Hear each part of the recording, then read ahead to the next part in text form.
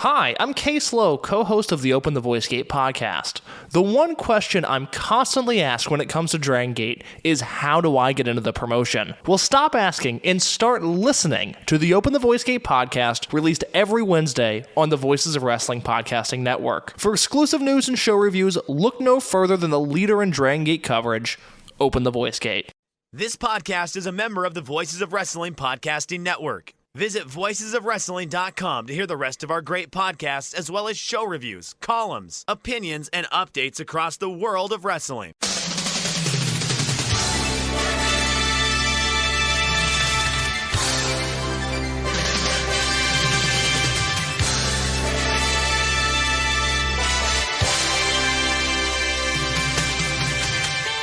And welcome to what I believe is episode 285 of the Super J Cast, recording on November 29th, 2023.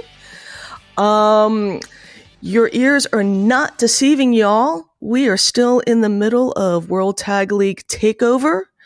And this go around, you get to hear the dulcet tones of myself, Nicole Redo, or Booze, since Joel completely refuses to use my government name.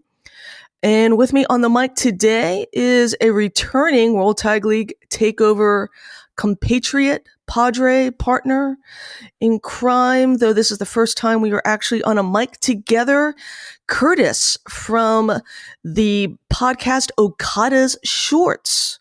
How's it going, Curtis? That's right. I'm good, Booze. Like, I'm going to start calling you Booze, too, because I don't think I've ever referred to you as Nicole. That's all right. But it's just a thing. You're going to have to accept it. Yes, my name is Curtis Spears. I'm from the Okada Shorts podcast. I've been on this podcast a couple of times, once as a World Tag League Takeover correspondent. We were put together, myself and Rafe Houston from the Faces and Fields cast were put together to cover the Super Juniors where it was Hiromu and Despy had a match, and that was absolutely fantastic. And he and I had such a great time on that that we were contacted by the Countout Podcasting Network, and they asked us to start our own New Japan podcast. It looks like Joel and Damon are proud papas. They're proud podcast daddies of the Okada Shorts podcast. We've been back on the show once to talk about New Japan Tamashii when it started, and this is my third appearance on the show. I know that you've had multiple. You've been on here like 6, 7, 8 times? Yeah, I think so. This is only, I make it sound like, like I'm fucking Jay Leno or something. I think only my second appearance this year.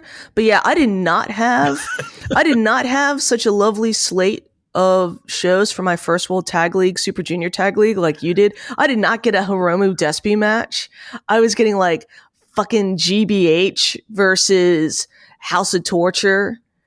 And I wasn't getting the good stuff. And then I had like a couple of strong shows too. So I had, I was not as blessed with a slate of shows that go around. I miss Strong now that you mention it. I really do miss the tuning in and seeing like studio wrestling once a week. That was a lot of fun. I mean, I didn't watch every week, but like you could just tune in randomly and see some pretty great matches. Yeah, no, that granted, I guess maybe we might be at a point where we're having to pour one out for Strong, like completely. If we get this fake Triple Crown thing. Seems like a thing. I did do an entire rant about it on the latest episode of the Okada Shorts podcast plug. But like, I'm so upset that our title was just disrespected like that. Like, okay, granted, it's not the title that has the longest, heritage. But dude, like, that's our belt. You can't even have, a B-list guy like Eddie Kingston lose a D-list title to one of our guys. Like, you got to disrespect us like that. It's not cool, man. It's not cool. Let's be honest. At this point, that Strong title might be one of our longer lineage titles from a singles perspective. It really does kind of seem that way. Like, it's what the fourth belt tier, fourth tier belt. I think it's like a C or D tier down here, and yet it's still the one that's been around longer than all the other belts now. Because the US UK title is officially retired now, or is it getting retired at Wrestle Kingdom? I don't know. It got hit by a comedy mallet. So I think it got Gallaghered. It got the Fiend. That was David Finlay's tribute to Bray Wyatt. was busting out this big fuck all mallet and then just this is my ring. This is my ring. You can't. No one can come in it without my permission. Oh my God. I almost spit tea all over my laptop when you said that. Thank you very much for that. That's what I'm here for. And this, we got a bunch of lovely questions, none of which are World Tag League related, and that's perfectly fine. Okay. But this, us segueing into the Eddie Kingston Make-A-Wish, Triple Crown thing going on. He wants to be Jun Akiyama, God damn it. Just, so Dad Bod God, who, unless I'm mistaken, Jay Rizzi Min, who is part of I think they call themselves World Dad League podcast duo. The two dads who are also have returned for another World Tag League Takeover. Also a huge Lance Archer fan, so he is probably just living his best life right now.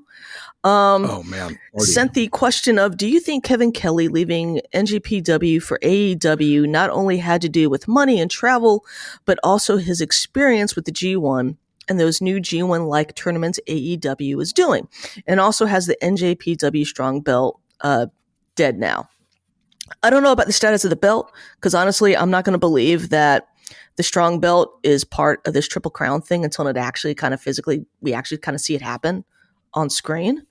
Because New Japan themselves have spoken on social media very little, if at all, about this Triple Crown thing. So I'm not. Isn't it supposed to be defended at Battle in the Valley, like in January? Right. So I don't know. They're not hyping it up. This whole. I know AEW calls it the C2, or it's being nicknamed C2. I just call it the E. I was calling it the A1. I call it the E1 anticlimax. That works. That works too. I like that. But on the Kevin Kelly, I don't think Kevin Kelly leaving had anything to do with his experience calling G1 like tournament matches.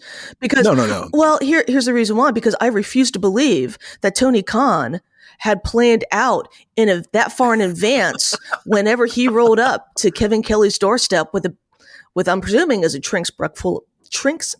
Brinks truck full of money, Innsbruck, Austria. Which Kevin Kelly deserves all that money. I'm not mad. But I refuse to believe that there is any world that Tony Khan had planned out far enough in advance that he was going to do this tournament. No. And as such was like, hey, Kevin, here's a bag full of money. And my plan for you is you're going to be the lead broadcaster on my own G1 style tournament because of your knowledge. No, not that at all. Because absolutely because I get the vibes of this tournament is just the wrestling version of throwing your toys out the pram and you're having a fit and you're all up in your feels because your fan base is so mad that you've become more sports entertainment than sports. And you're just an arrogant fuck that sat there looking like a fucking Inoki cosplayer going, well, if you don't like it, just put your money where your mouth is. Cause I'm giving you a tournament that's interference free. Except Jay White won by bullshit, but apparently we're not allowed to talk about that because AEW is back because there was nobody at ringside. Huzzah. Nah, man.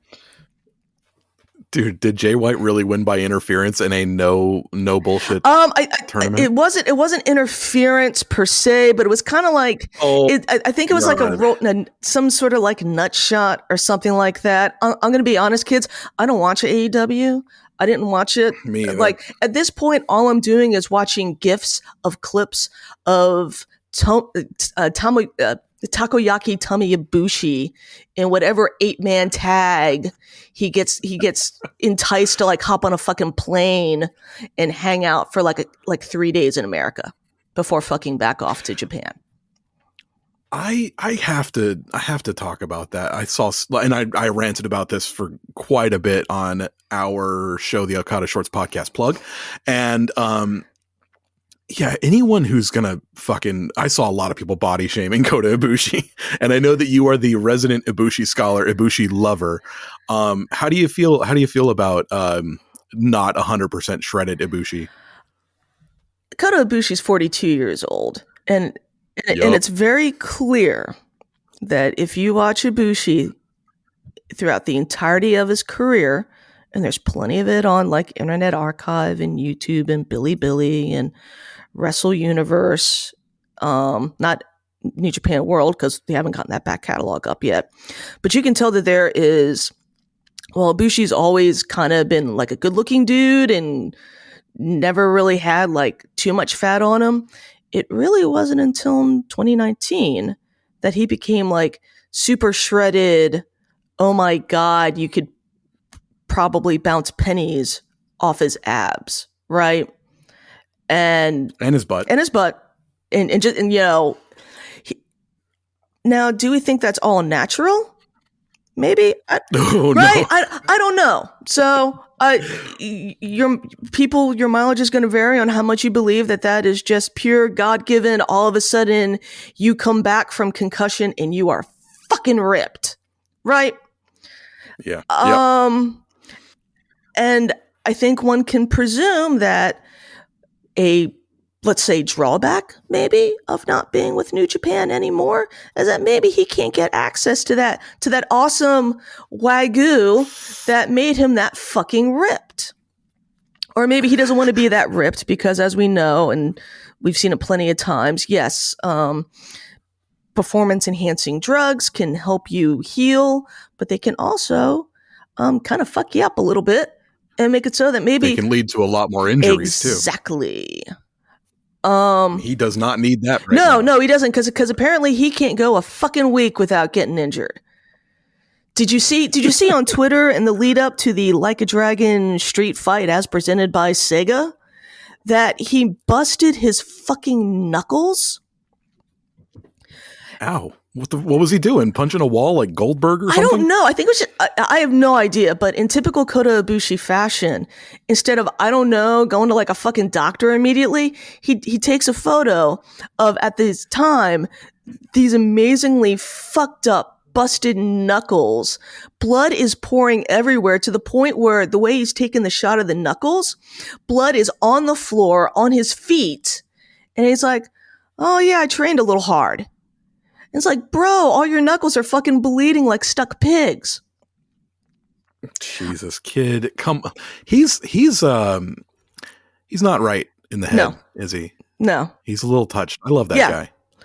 but in terms of the, as I like to lovingly refer, takoyaki tummy Ibushi.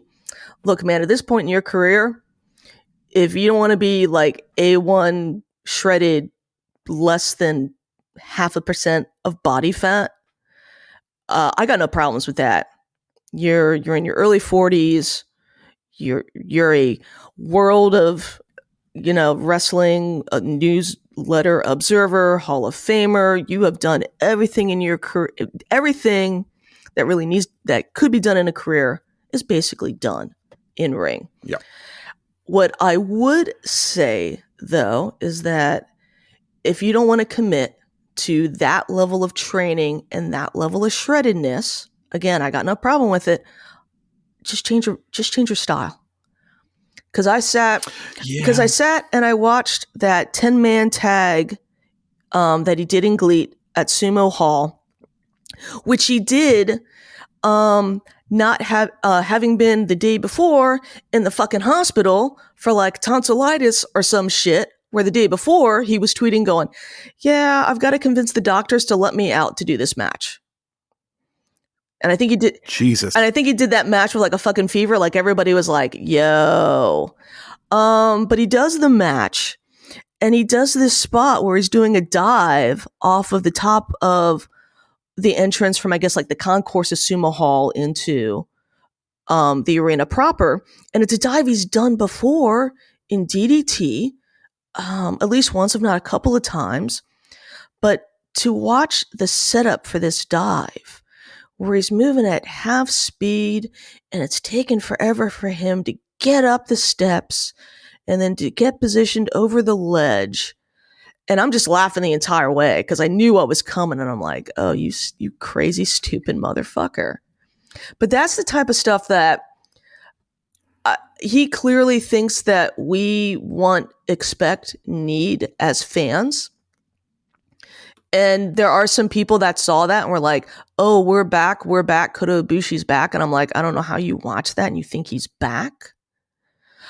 No, he's playing the hits. He's doing the festival circuit right now and just doing a greatest hits album. And he is, and it's kind of like, it's not like Metallica playing the greatest hits where they work things at now a slightly slower pace because they admit that, you know, Lars Ulrich can't drum as fast as he used to drum, right? James Hetfield is not shredding as fast as he used to shred.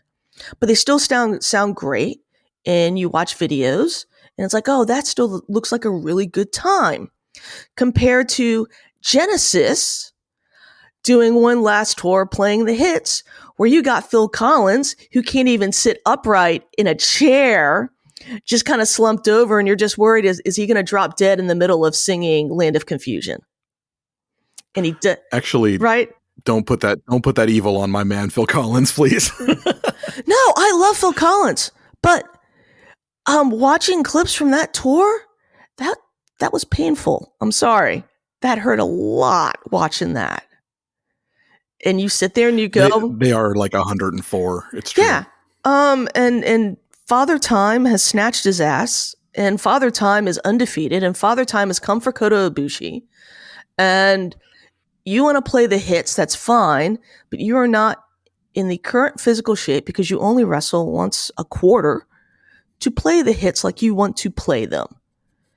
And I would say transition to a more ground and pound type of style like your hero, Shinya Hashimoto. Just keep kicking. Don't jump off anything. Right. Just keep kicking. You can grapple fuck with the best of them. I mean, that hit the 2021 G1 match against Great-O-Khan. I think might be Great-O-Khan's best singles match. If it's not the best, I would put it in number 2 because it's one of the few instances of Okan getting to show off what he can actually do when you're not putting him into a traditional New Japan wrestler box, when you let him lean into all this actual shoot training that he has. He can actually be a very compelling wrestler and stand out. He really can. I've had this discussion with Rafe on our show a couple of times, the Okada Shorts podcast plug. And everybody sees that Okan's evolving. Something's going to change. Something's going to happen. I would love for him to lean into that shooter gimmick and just start fucking people up. Just start claiming legs, just start claiming elbows, just taking people, throwing them from one end pillar to post. Man, that would be fantastic stuff. And I don't think, and we can kind of, I guess, maybe use this to kind of transition into actual World Tag League goodness. Yeah, what we're supposed to be here for. Well, I mean, last year I did a World Tag League show where I spent an hour talking about opera in a 3-hour show. So, you know. Yeah. That's true. It's really not a Super J-Cast episode if we're not spending, 30 minutes or so at least talking I should have known non-wrestling. better than to mention Kota Ibushi in front of Nicole. Well, in front of Booze Leprechaun.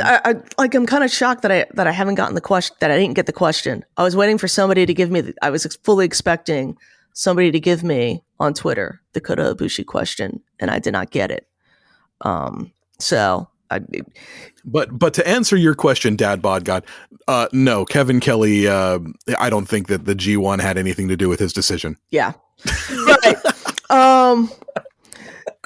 but with World Tag League, we're talking. We've somehow segued in the Great Okan and change, and I don't know if Great Okan is changing. So, him and Hanari, or as I like to call them, Holy Seaman Army. Holy Seaman Army. That's a fucking winner. I'm trying to pull up. That's a preview. I want World Tag League Night 7 update because that's the closest so far on the website. And I don't think these results may not be completely up to date, but at least as of November 28th, posting of the A block setup, Great Okan and Hanari, this may be up to date, 4 points. Out of a possible... a little bit middle of the road. Little middle of the road, out of 8. They're just, 2 points behind the logjam at the top of TMDK and Shota, Ren, or as I'm calling them, R2M for Reiwa 2 Musketeers. I like that. That's...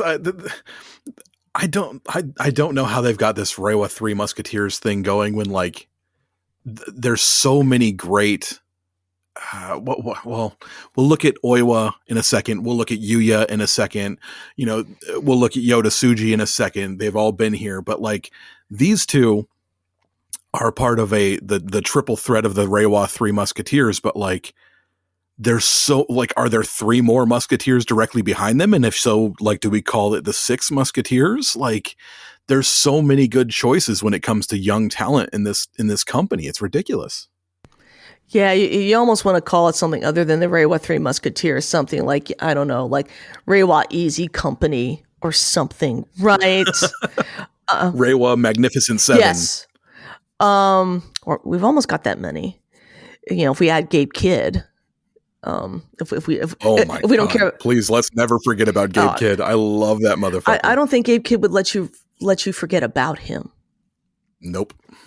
So Holy Seaman Army is sitting at 4 points, middle of the pack, and I don't, they got their wins over House of Torture and surprisingly, Kiyomiya and Oiwa. That was not the one that I was, if I had it plugged onto, if you'd asked me before, where do I think they're getting points from? I didn't think they would get points off of them, but. It's funny because you're seeing Hanare is getting such a great reaction from the crowd, multiple times in the opening Korakuen shows, he was getting huge ovations from the crowd. I know that Hanare is beloved. They've seen him grow up and stuff like that. I didn't know that they were out and proud for Hanare. That was so cool. And that's been yeah. So that's been a thing that, or finally his transition into more of the shooter gimmick that we would like to see Okan get into. Cause I'm not sure if they were that behind him when he was doing that weird kind of Chono cosplay when he first joined United Empire. I like that one. He reminded me of a hitman, a hired muscle kind of guy. He did, but my Chono cosplay that's the right answer though. That was 100%. My greater issue with it was just that, yeah, you're the hired muscle. That was perfectly fine, but it was more in the presentation. And I have trouble taking you seriously as the hired muscle Chono guy when all your finishers are named after video game moves. That's fair. I mean, he's wearing those inspirations on his sleeve, I guess is the best way you can put it. But yeah, maybe you need to do something a little bit badder ass than that. I think the new was it Face of Fury, Thai boxing and Muay Thai inspiration is fucking fantastic. It really does seem like he's reached final evolution of what we can expect from Hanare. And I was originally surprised that they didn't put the strong title on him after beating, someone like Eddie Kingston. But now that we've seen how The strong title is evidently going to be a new Triple Crown, part of AEW's belt. Like, nonsense. I'm so upset about it. But like, I guess I shouldn't have been that surprised. I really thought they were going to pull the trigger and get Hanari a belt. It's so odd that he still hasn't had a belt yet. I don't know why. He seems perfect for the Never, like the strong open weight title, something that was held by, the likes of Tom Lawler. Like, that seems like a belt that Hanare could hold and really like make some noise with. So, I would like to see that. I'm, as far as Okan goes, I'm a huge Okan nerd. My wife is a huge Okan nerd. We both love him very much, and we're very excited to see where he's going. But it's very slow getting there, and it's kind of odd because my wife is she's only been watching New Japan for a few years. She started watching New Japan in about 2019, and I've had to explain to her, like, he's not just going to one day show up and he's going to be dressed completely different. He's not going to just one day show up and he's going to be a brand new character. He's going to evolve. Something is going to happen that, like when we were watching the match where Okan got his hair cut by Moxley, and I said, that's a seed.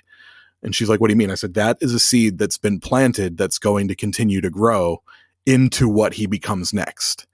And she's kind of seeing that now, that she's seen that he's not coming out with his braid anymore, which she says she misses, and I feel bad for her. But I'm excited, and we're both excited to see what's happening with those two. Do I think they're gonna make a lot of noise here in the World Tag League? Yes. Do I think they're gonna win? No. I don't even like, Okan got his hair snipped by Yano 2 years ago. Yeah, but he right? wasn't ready. He wasn't primed for a new evolution. He wasn't primed to take off into a new character just yet. Like, he was still the hopping vampire muscle for United Empire. He might well become the new leader of UE Japan, UEJ. We don't know exactly what's going on with that yet. So like, this new Okan might be the hair cutting's not it. That's not all, of course. This big win streak. I wish this big losing streak that he's on, getting caught out by opponents that he should be beating easily. This is all part of it. Like, something big is coming for Okan, and it might be that he heads up a faction soon. I don't know. I was like, I want to believe, but I also kind of feel like maybe that boat has sailed and he's getting lapped by all these guys that have come back after him. It really seems like it. It really seems like it, but I'm holding out hope. So, but overall as a team, they've been fine.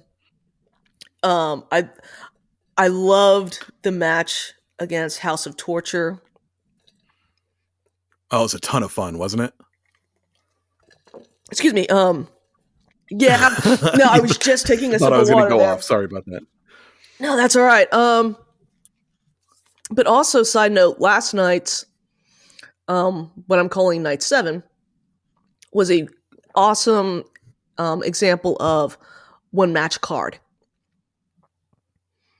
Right, because this match lasted, I think, less than 3 minutes. Right? Oh, the last Okan and Hanare match. Yeah, it was. When you say one match card, we're talking about the Night 7, the Kaito and Oiwa versus Renin Shooter. I mean, when you want to put 4 of the youngest, hottest dudes in the company and in another company for the time being on a pedestal, like, you kind of don't want anybody else to outshine that. And it sucks, but it's like all the other matches kind of have to be a bit duller than that one amazing, stupendous showcase. Like, if you want to showcase a piece of art, you want to showcase the Mona Lisa, you don't want to have people looking at Jackson Pollocks and Rembrandts and stuff on the way in. You know, you want them to be looking at finger paintings from from a kindergarten class. You want them to see stuff that's nice, but it's not impressive, so that they're more impressed when they get to what's waiting for them to really show off later. No. I'm less complaining about the overall quality of the matches and more in the match time. Right? So okay. Right? So that night 7 show. So House of Torture, Holy Seaman Army, that doesn't even go 5. Maybe that goes 3 minutes, because like from Jump Street, you got all the House of Torture shenanigans. They hit those check marks like real fast. Okan hits the mist. Boom. 1, 2, 3. We're fucking out of here. We're already going to the back, having a good time. Yeah. Love the Muda Mist. Good times. What were the other matches from that night? I have my notes sitting right here on me. Jeez. Are we going match by match on the card? No, we're not going match by match on the card, but just to kind of illustrate what I mean when I was saying that one match card, you know, TMDK, Chaos, that lasted less than 10. And the same thing with War Dogs and Gates of Agony. That was a barely 5-minute match. I think the 5-minute call happened, and then boom, we were like going into the finish. So that's what I mean when in this case I'm like, it's a 1-match card. In that, okay, we do have Jackson Pollocks and we do have Rembrandts and we do have Van Goghs, but we're pushing you real fast. This is like Banksy going to the gift shop kind of deal, where we're just moving you through like cattle through a feeder through these matches, so then we can get to the Oiwa Kiyomiya Ren Shooter main event. We should talk about those two teams next, because I think we can kind of say everything for those two teams together. Man alive. So I last year during the G1, the crossovers that happened before, I was saying, I'm more of a Kano guy. Kaito's not him. I don't see it. Blah, blah, blah. Please don't let Kaito leave. Please don't let him leave. Make him stay. Make him stay in New Japan. Oh my God. If they're going to start poaching people from us, let's start poaching people from other companies. I really have enjoyed Kaito and Oiwa this tournament.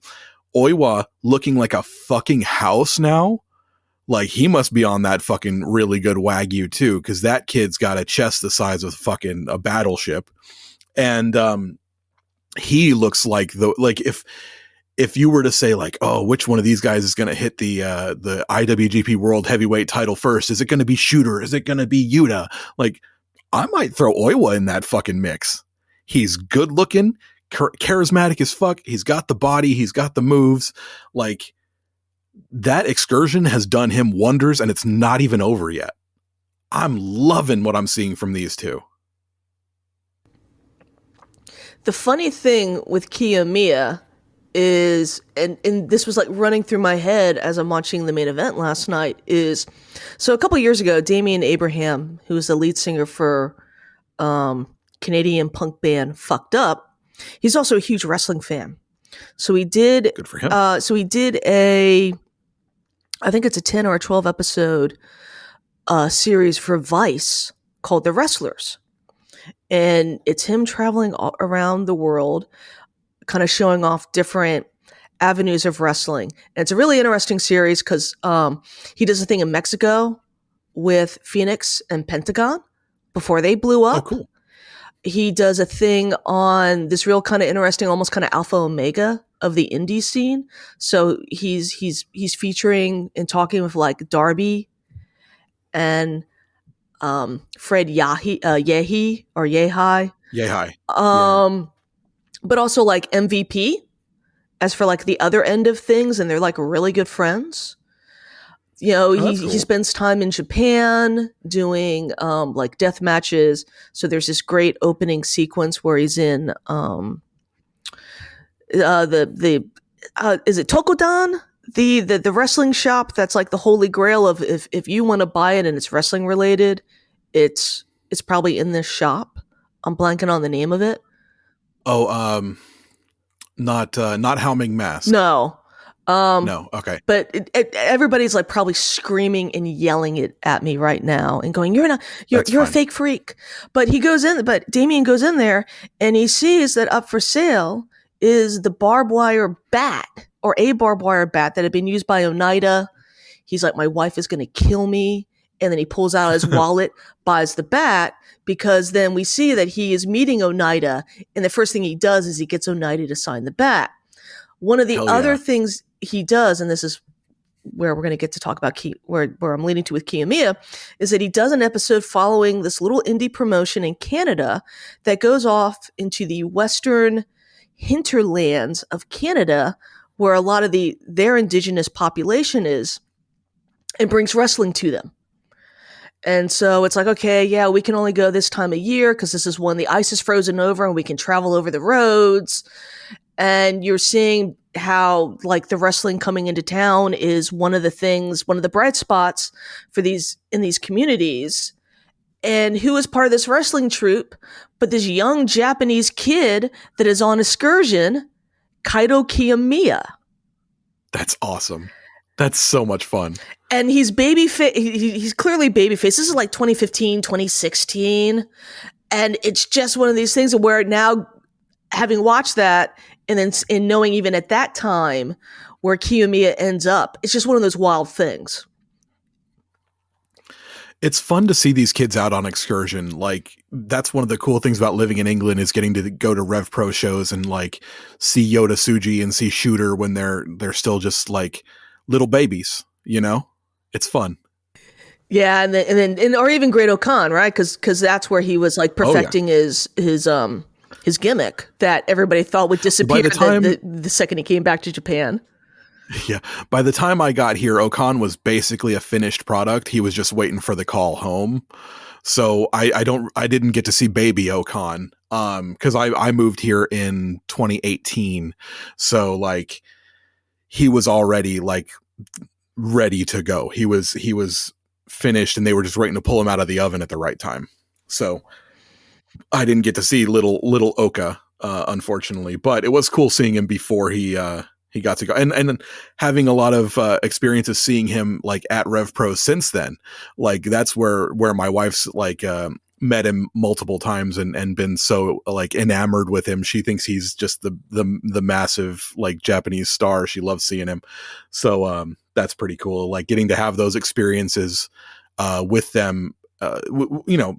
Growing up in America, I thought, wrestlers were just people you see on the TV, but now these people I've been watching for years, I get to see them develop and see where they go from there. And it's a lot of fun. It's a good time. I would suggest getting to go and watching these companies wherever you can. If you can see a CMLL show, go do it. If you can see a Rev Pro show, go do it. PWA, like you're going to see some NJPW talent down in PWA. So like that, it seems like a thing. Go do it. It's awesome. See, this is where I want to make a joke about like PWA and Tamashi, and I'm like, no, but I got to save that for when we talk about B Block. Okay. All right. So let's talk about also, do you have any thoughts on Kiyomiya and Noiwa? Yeah. Very, very similar to yours. I wasn't sure how this tag team was going to go when it was first announced that Oiwa is going to spend his time in Noah and he's going to team up with Kiyomiya, because at that point Kiyomiya had just come off of a not flattering run of not performing as well in the G1 as a lot of fans were expecting in terms of points.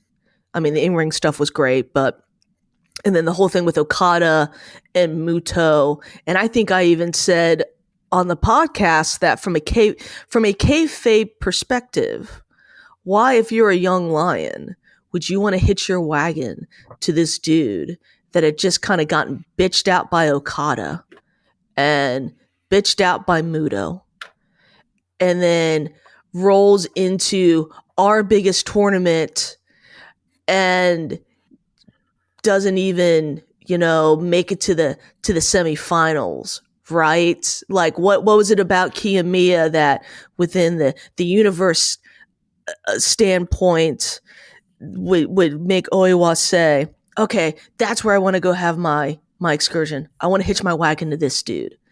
And then they came back and they proved to me why this was a thing. Because yeah, Oiwa looks like a guy, and I don't mean that in the derogatory just a guy sense, but he came back looking like one of those, oh, okay, yeah, you could be the guy. You are definitely going to be a guy in the company and somebody that is going to do some things, and who knows if the stars align right or if they get new bookers, you might be the guy doing really special things for a period of time.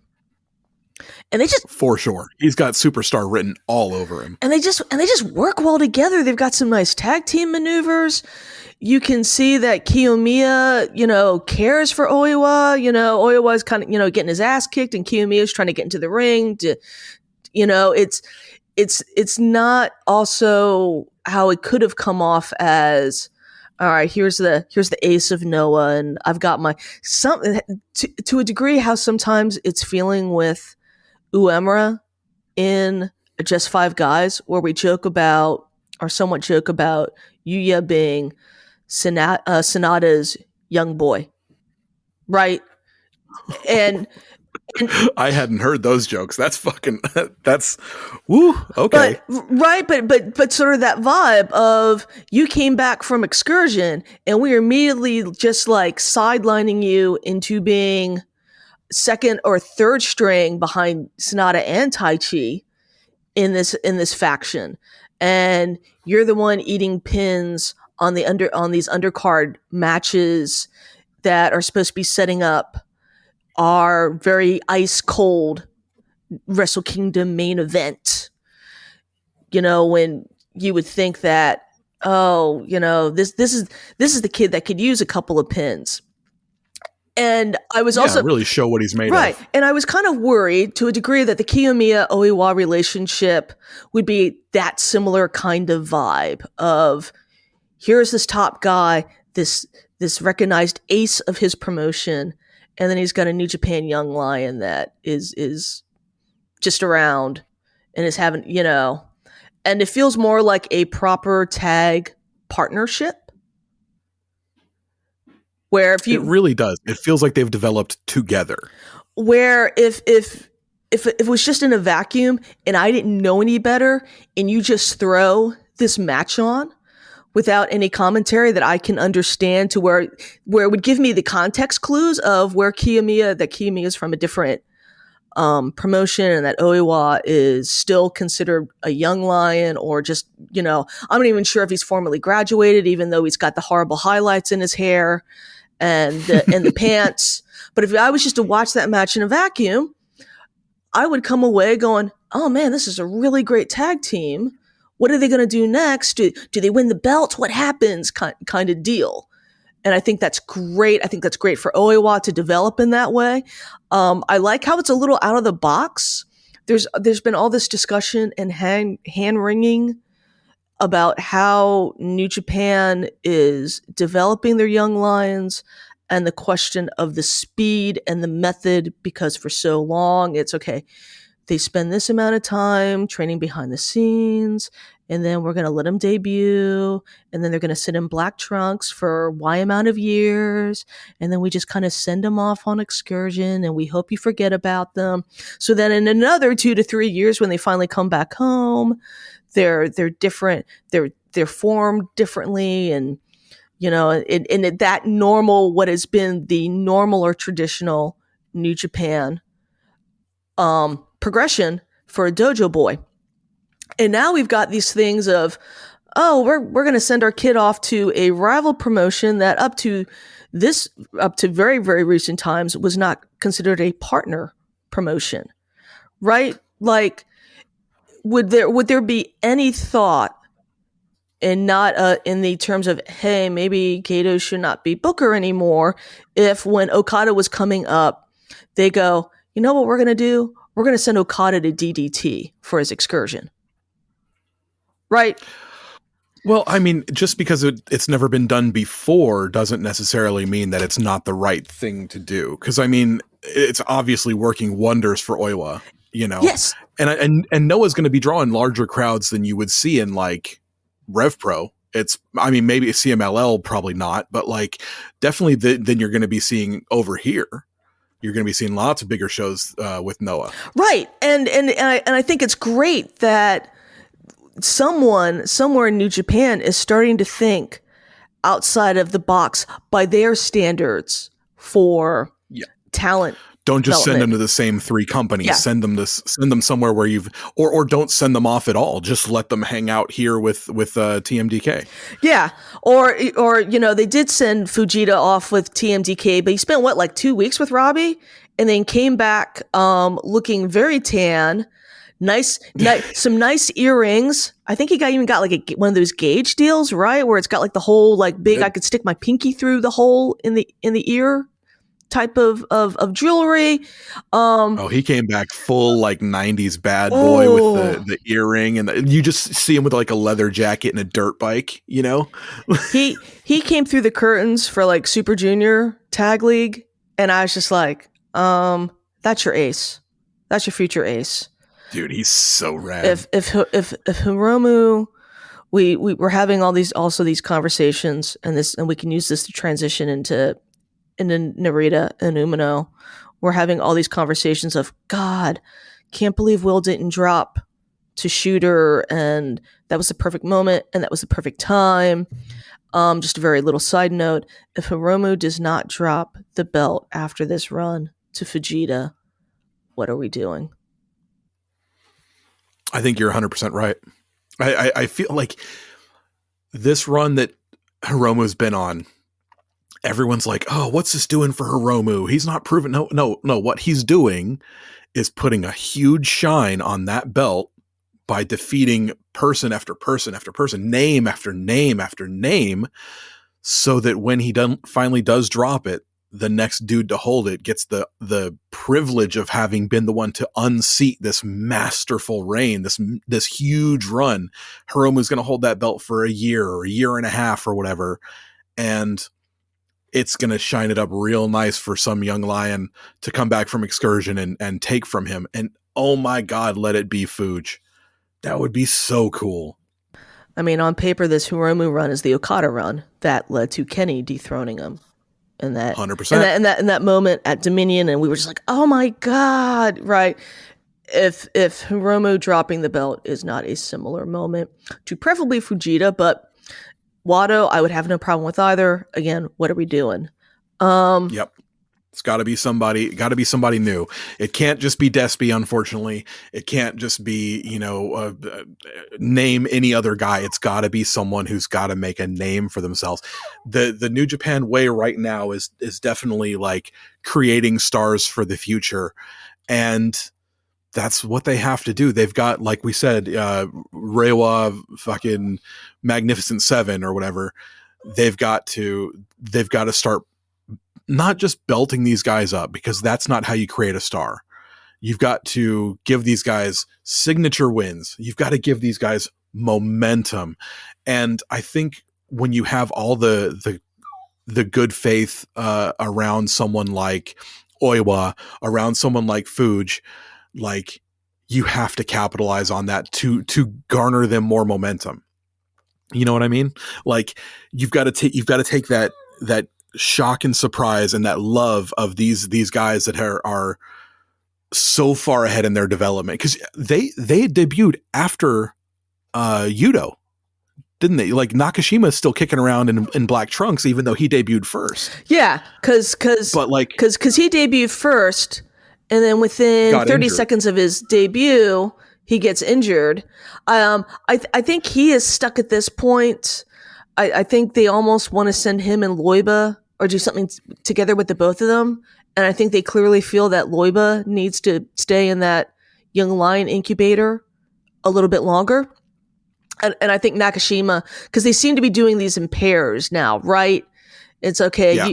You might not be going to the same place together, but we kind of ship you off at the same time and kind of create this notion of rivalry when you come back. I think that's what I think Nakashima's just stuck in that case. And I'm seeing developments from the two of them that I would like to talk about if we can talk about the Young Lions in a little bit. But like the idea is these guys who debuted after other Young Lions that are still in black trunks right now are so supercharged. And they've already gone out on excursion early. They've already come back from excursion early. They're not officially back from excursion yet, blah, blah, blah. Like this is so outside the box. This is so unusual for New Japan. It's so cool to see, and the fans are responding to it. The viewers at home are responding to it. We all want to see them take this momentum, this goodwill, and turn it into rocket fuel to shoot these guys at the goddamn moon. Yeah. So we're gonna move to R2M. Shota and Ren, or the dating simulator. But one last quick question. So Kiyomiya Oiwa currently sitting at 4 points. Do we think that they ultimately come into, because they still have let me just make sure I'm looking at this right. They still have TMDK to face, I believe. That's going to be a great match. I'm really excited. Yeah, for that so one. they face off against TMDK on Friday. I think that's their last opportunity if they're going to become players into who moves on to the semifinals and the finals. I think that's their last opportunity to do that. Because then, and then they would have the tiebreaker over TMDK. And you've got Ren and Shota that would have the tiebreaker over them if we want to kind of have an idea from math wise. But do you think that they will have any major say into who goes on to the finals out of A block, or do you think that they're going to come out of nowhere and end up being the A block finalists? At the beginning of this tournament, I would have said no way are they going to win, but man, they've made a lot of noise. I think they're going to have a say because I think they're going to play spoiler for TMDK, and I think Ren and Shooter are going to move forward. Okay. I disagree slightly on how I think that's going to play out, but we will get to my thoughts on that when we get a little bit further into the A block. Because next up, what we're going to do is we're going to transition to their opponents from night 7 to Shooter and Ren, who are tied at the top of the card, at top of the block at 6 points, with wins over Holy Seaman Army, Kiyomiya Oiwa, and Gates of Agony. Their only loss has been to War Dogs, and they've got Chaos, TMDK, and House of Torture left. House of Torture being their last block match. So I think that doesn't do well for my prediction, right? Does it? It could go either way, right? But it's a lot of times that final hot night ends up more often than not being some sort of spoiler situation. Today, apparently, on the undercard matches, Shooter gave Ren one of his little bracelets, so I think they're going steady now. They are. It is kind of like I saw it on Twitter. It was, what if Tanahashi and Shibata were twinks? And I love that. I love that description. Oh shit! Oh my god! That image is not going to leave my head now. No. I would almost. It's the best way you can possibly describe those two. I would almost go otters instead of twinks because they've got a little more mass on them than twinks, but they're not full bears. They're just otters. Yeah. Okay. Not cubs, but yeah. I love all these. These are great. Yeah. Oh my god, we're twinks dating. Okay. All right. It's the new Golden Lovers. It really was. Yeah. And I'm down for it. Let's go. Yeah. Here, I love them as a team, as a pairing. They're starting to come together. They're two really great athletes being really great together. I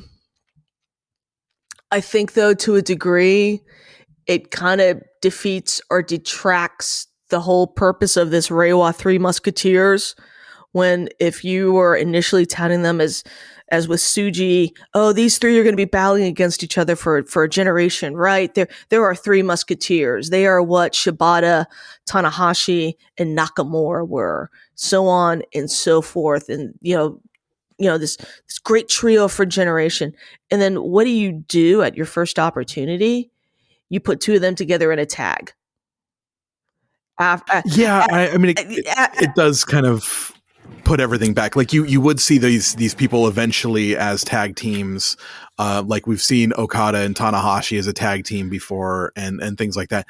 But that's way down the line. This is very early in their book, isn't it? Yeah, and after what I felt a very lackluster 7-match series of Shooter and Friends trios against Strong Style, and that just ended with everybody being friends except for Despy and Wado, who are just kind of frenemies.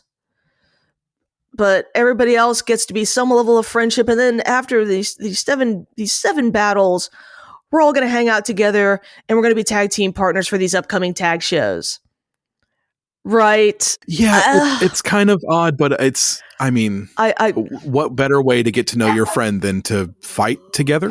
I guess, like, I kind of would have, and I think this ties back into an issue that Hantai as a unit has.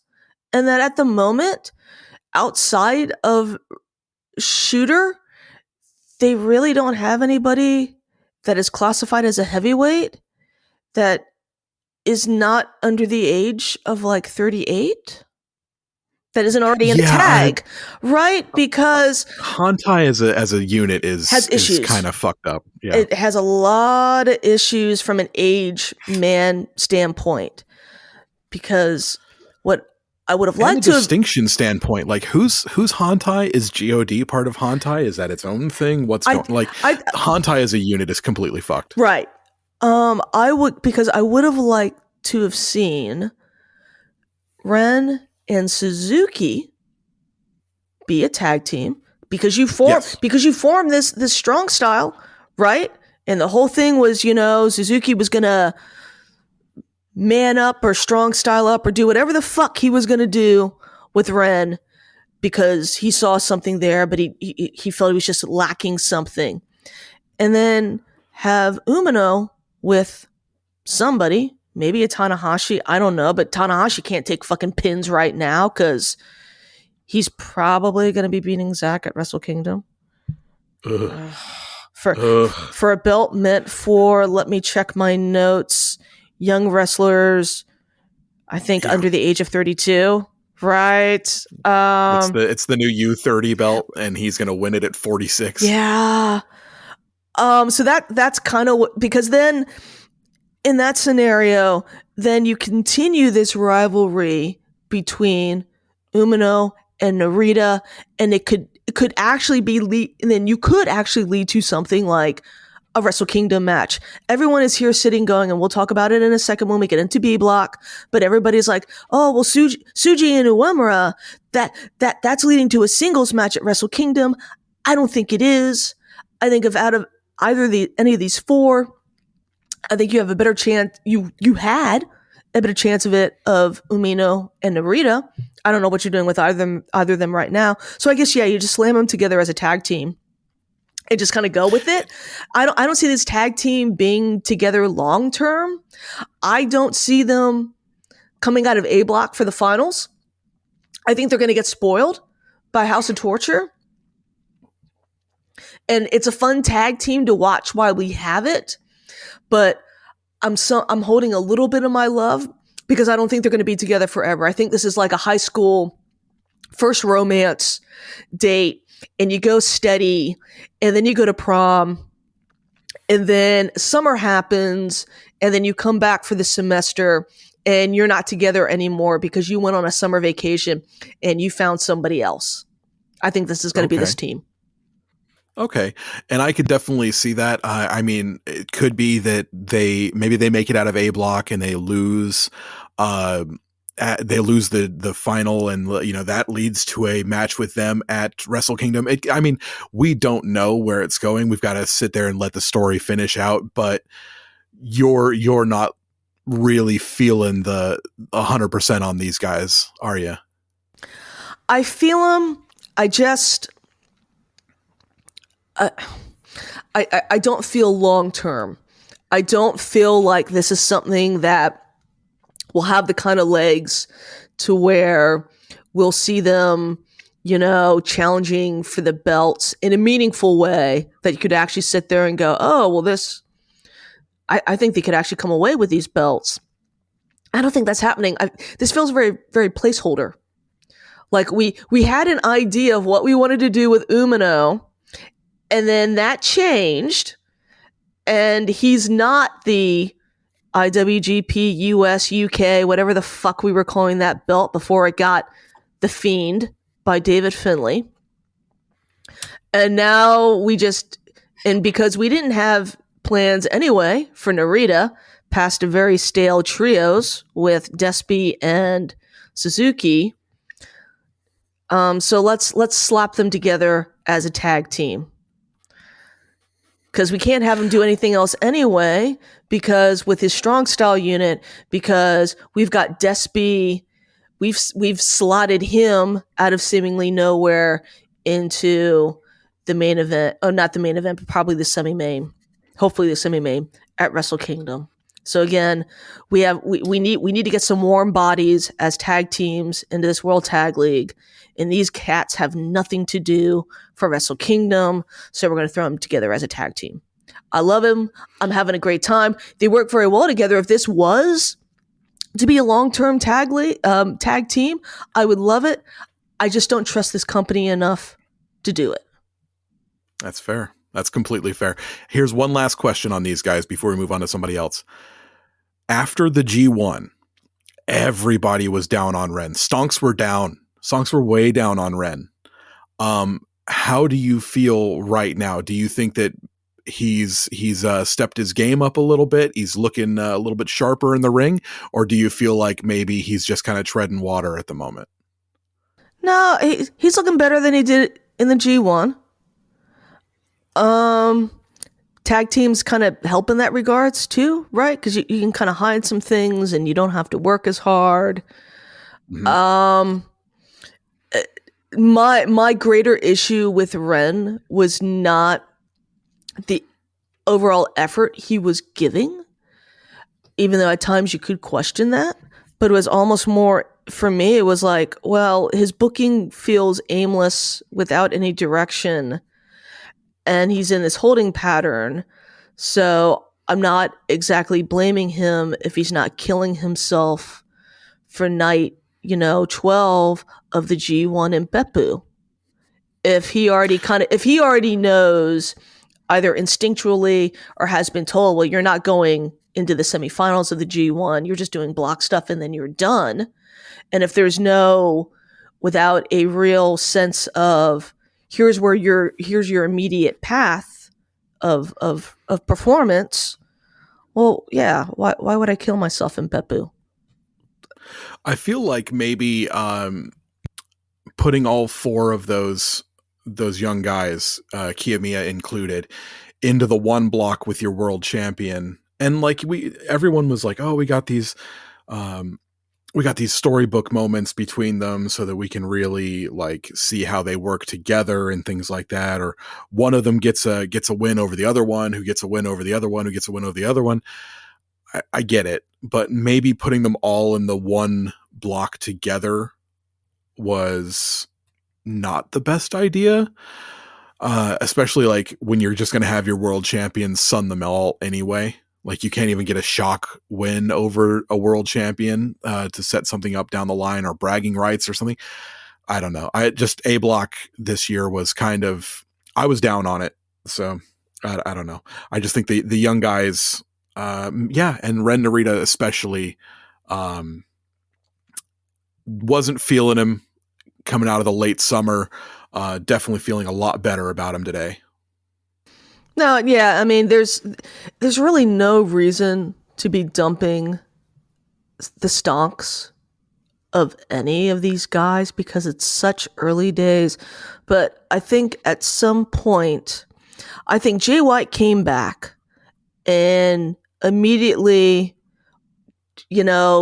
jumped to, the very top of the card and was such a finished product compared to everybody else that we've seen since upon his return. But I think that spoiled a lot of fans. And just as a lot of fans keep expecting that we're going to be back to like 2017, 2016, 2018, 2019 levels of work rate and performance, when in reality that's not going to happen. I think there is an unrealistic expectation of how our young lions look upon their return, right? And I think that's kind of factoring into this to why, and I'm somewhat guilty of it too, of sitting here and going, okay, I was high on this guy when he was young lion, but he's back and I'm not seeing it.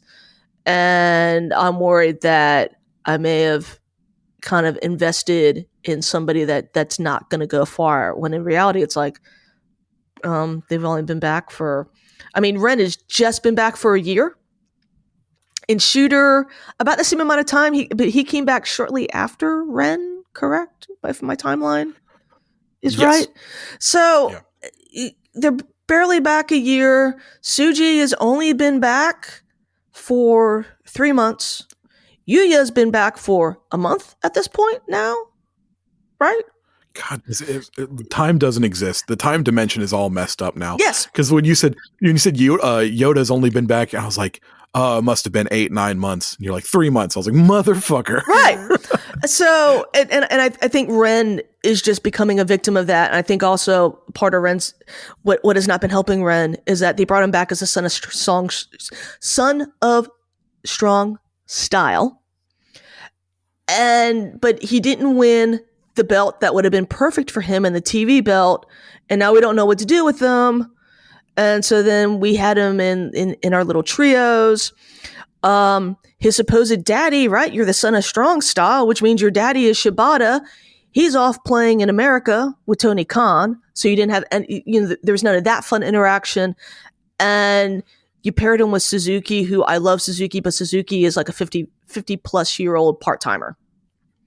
And I think that's all has just ultimately played into where Ren is at and why we feel the way that we do about Ren. And sitting at the top of the card are people who are not your young lions. We're talking so much right now about the development of these young lions that we can't forget that none of them are world champion right now. Right. It's not that one's over the other. None of them have been world champions. None of them have held belts yet. It's just, well, Ren sit and wait. Ren had a cup of coffee with the trios belt. Right. But it's never six. Right. But it's never six trios. They got dusted off and taken out of Yoshihashi's closet, wherever they were, or what, Yeah. The issue is these guys are, they've come back. Yes. But nobody's going to come back and be Jay White right away. No one's going to come back and be Okada right away. Right now, especially when you've got 6, 7, 8 dudes, whatever it could be, that any of them could be the man. We need to wait and just see, and hopefully all of them someday can be the man. Like this crop is so strong that, I have no worries about the future of New Japan Pro Wrestling. Like, these guys are all, and they're all going to have their turn with their various belts. Whether it's the junior belt or the big boy belt, they're all going to be able to do it. Some of them might do both. And it's going to be so cool to see. We're still in the first chapter. I mean, yes, they've had their young lion time. They've had excursions. They've come back and they're these new, fancy toys. No, we're not going to, shoot one of them off to the moon. Unfortunately, we've got to wait and see. Still on chapter 1. And so tied at the top at 6 points with Shota and Ren is TMDK, Mad Mikey Nichols, and hysterical Shane Haste. They have defeated Holy Seaman Army, House of Torture, which honestly, that match against House of Torture prior to last night's main event of Umino Narita and Kiyomiya Oiwa, that was my match of the tournament. I really did it for me. I really did it for me too. I liked it a lot. It had just the right amount of House of Torture shenanigans to where it was there, but it wasn't omnipresent. And then you got the very satisfying ending of all that House of Torture shenanigans being disrupted and foiled, and the good guys won. And that's always very satisfying. Love that. And a win over Gates of Agony. So TMDK is who I think is coming out of A Block. I think they're winning it all. And I think they're going to beat Bishamon at Wrestle Kingdom. I think they're walking out of the dome with the belts. I would love that. I mean, half of my podcast, the Okada Shorts podcast plug, is from Perth, Western Australia. So we are very TMDK friendly on our podcast. And we would absolutely love nothing more than to see those two dudes get really, what is it everyone keeps saying? They're the best tag team to never hold the IWGP heavyweight tag team belts. Yeah, man, 100%. I would love to see them win and get all the love and flowers that they deserve, and go on to just dominate. It's so weird that right now is such a strong, pardon the pun, strong time for New Japan's tag scene. New Japan is like, the tag scene is always so lame. It's just thrown together tag teams, blah, blah, blah. The teams get announced for this and it's like, oh, holy shit, let's pay attention to the World Tag League. This is going to be so much fun. And leading that charge is Bishamon, a tag team who in 2020 nobody wanted to see. Everybody was saying, fuck, get Yoshihashi out of there. Just get Goto and Ishii, blah, blah, blah. Now Bishamon is like on their third, fourth title run. They're these amazing, on the hop. They're on their way to their third chance at winning the World Tag League in a row. They are an established tag team. They have like matching prayer sticks or whatever, poles that they come out with. They've got matching white on white outfits, by the way. Sick. Oh my God, they look great. This is a strong, pardon the pun, tag team. And you've got TMDK, one of the best tag teams in the world today. And you've got Monster Sauce, who's made up of these Westerners who are entertaining as fuck. Everyone loves Monster Sauce. Why? Because you've got Lance Archer, who's just hugely over in Japan. You've got Alex Zane, who is a fucking icon in the making in Japan. And like, it's such a weird thing that we've got this great tag team space for New Japan to play in. I want everything to come out of this World Tag League. And somehow this World Tag League, no Tanahashi this year. Normally, Tanahashi teams up with a young lion, no Tanahashi. So we've got no Okada. Most of the time Okada takes the World Tag League off. Okay, I understand. Who's selling out these buildings? How are they selling tickets? Because the matches are that exciting for World Tag League ? It's so crazy. I'm loving this. I don't know if that's coming through in my voice. I'm fucking so excited right now. I think, and I'm enjoying, this is probably my favorite tag league. Yeah, 100%, easily. I think partially the tickets are being sold because, as we've talked about, it's an opportunity to see all of your new fancy toys that just came back from Excursion. We've got all 4 of them in Tag League. You've got Bishamon, who we'll get to them when we get to B Block, but their story is a little bit different, but from this tag league than from previous tag leagues, but they're still entertaining to watch. You've got War Dogs, who we'll get to in a moment. And then you've got TMDK, who is I think the best tag team in New Japan right now. If you had wanted to say last year that they were better than Aussie Open, I wouldn't fight you on that if that's what you wanted to say. But they have been the most consistent.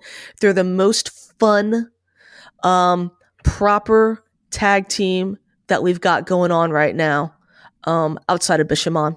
Just a lot of fun.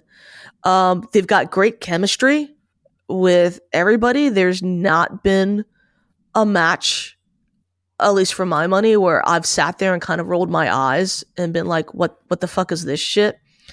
So they got beaten last night by the Chaos team of Ishii and Yano. Side note, I had like nights 8 and night 7.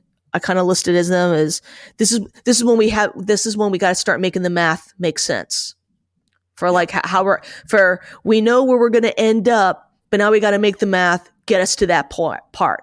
So that's why we got these, that's why you have Chaos beating TMDK and some of the other things that we're going to talk about. It's all about the math and making it work. But even that match with Chaos, that was fun. Again, the right kind of amount of Yano haha along with getting Yano to do a little bit more of the wrestling. I loved at the beginning of the match that immediately before even getting into the ring, Shane Hayes was like looking underneath it, trying to pull out some of the things that he thought Yano might have placed there to looking out for buckets. Yeah. But it's those little things that I like watching, especially in a match against somebody like Yano, where there's this frustration of, I get it. Not everybody is sitting here watching every match of every show, and as such can point out every little trope of Yano. But it's also why I love Zach's matches against Yano's. It's like, you, as a wrestler for New Japan, you know what Yano's going to do. And you may not be able to game plan for every little thing Yano's going to do, but most of the hits, like surely you should be able to keep those from happening. Yeah, it seems he's just a thinking man. Like he knows he's got a game plan a little bit. So I appreciated that with TMDK. But yeah, I think they're coming out of the A block. I will be shocked, honestly, if they don't win World Tag League. I think not that anybody ever deserves anything, but I think they deserve for being, the stalwarts of the division. I think we can all agree that they were probably not originally slated to be part of the G1. And then when Aussie Open took that, Tony Khan bag of money, they got those last minute calls, and I think they acquitted themselves very well. Yep. Nice, end of match promos. It's like nothing but good things to say about TMDK. I'm interested to see what their match against War Dogs is going to be like. That's another one of those, and that's the last night. Like the last night of A Block, is looking real fucking tasty. Where you got TMDK versus War Dogs. What else we've got? We've got that potential upset with Shota and Ren against House of Torture. A really interesting one of Chaos versus Holy Seaman Army. And then what are our other ones? Kaito and then Kaito and Oiwa versus Gates of Agony, which that will probably be and we'll get to Gates of Agony in a hot minute. I'm sure that will be a fine match. We'll see. Yeah, it'll be all right. I mean, I'll be watching Kaito and Oiwa to carry me through that. I'm not super into Gates of Agony. Yeah. Like, it's just not dealing with me. I don't have anything bad to say about them. Just don't care. Yeah. So I don't know if you've got anything else to say about TMDK. I think we've. No, you've talked me into it. Yeah, let's go. TMDK. Let's go. So we had mentioned them. They're opponents from the night before, Chaos of Tomohiro Ishii, newly minted Hall of Famer Tomohiro Ishii, with Toru Yano tied at 4 points with Holy Seaman Army, War Dogs, and Kiyomiya and Oiwa. I myself do not have much to say about this team. They've been fine. You get your typical kind of Ishii strong style moments. You're gonna have your Yano haha. Now, I did like them. I think their best match was the one against War Dogs. Oh, that was brilliant. A great match. Totally fun. I was watching the match and I was like, "Wow, War Dogs are coming out first." There we go. That's why. Okay, great match. It's seeing Yano wrestle a more reserve style and actually using his wrestling a lot more has been really cool. We don't, like we said, we don't usually get that, so it's been a lot of fun to see a what should we say, more of a tragic Yano. Like his ha-has aren't so ha-ha. It's more of like he's like the Joker, like he's everything that he's doing is a little bit more dangerous, I think, and that's pretty cool. And ultimately, I think this team is put together because normally the last couple of years it's been Yano and Tanahashi as like the bebop, and Tana's already got his dance card filled out for Wrestle Kingdom. Ishii is a bit like Ren in that he's got like things to do normally, but his trio's tag mates have other partners on dance cards for Wrestle Kingdom, so he doesn't really have anything to do. So it's like, all right, we'll put these two together. They've got nothing to do for Wrestle Kingdom. Again, we need to make numbers. Actually, those two would have been a pretty good tag team. Speaking of Ren and Ishii, I'd have watched that. I'd watch that too. Yeah, that would have been a perfectly fine one to watch. Same thought process as putting in with Suzuki, but so it feels like, okay, we need to make numbers. We know people will come out and for Suzuki, for Ishii, and we're just making numbers, and we just need to make the math work. And that's it with that team. It's unfortunate. I don't expect them to, be even a decision maker on the final night. I don't think I don't think it will be in a position where, well, it's with here are all these permutations, and if this thing happens and that thing happens and this other thing happens, then Ishii and Yano could come out of the block. I don't think it's going to be any of that at all. I think they're just going to have a very nice match with Holy Seaman Army on the final night, and then that will be it. I hope so. They are definitely the least tasty option in this. Well, them and Gates of Agony are probably the least tasty option in the block. So we're just gonna quick jump then to my War Dogs for real. Deadeye, is it Deadeye? Alex Coughlin and War Ready Gabe Kidd. They are also sitting at this logjam at 4 points, having beaten having beaten Umino, Narita, Ishii, Yano, lost to Kiyomiya, Oiwa, and Gates of Agony. Man, that Gates of Agony War Dog match, I saw some people actually kind of enjoying it. Joel put a post up, and I don't know if this is part of Joel's Gates of Agony shit posting, or if he was actually serious about that having been like a good match and them turning the corner and all of that. I didn't really care for the match. I don't like that style of match. I'm not a big fan of it to begin with. Just that overall kind of audience clusterfuck match style. there are some people that do it better than others.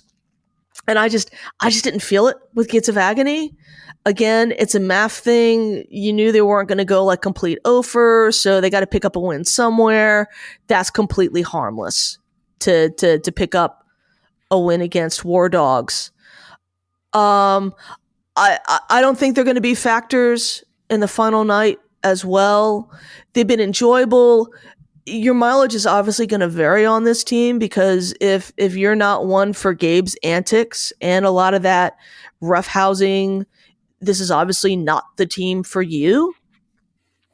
And in light of the talk of the strong belt becoming part of Tony Khan's Triple Crown, Eddie Kingston Make-A-Wish madness, I don't know what the immediate future holds for Kid.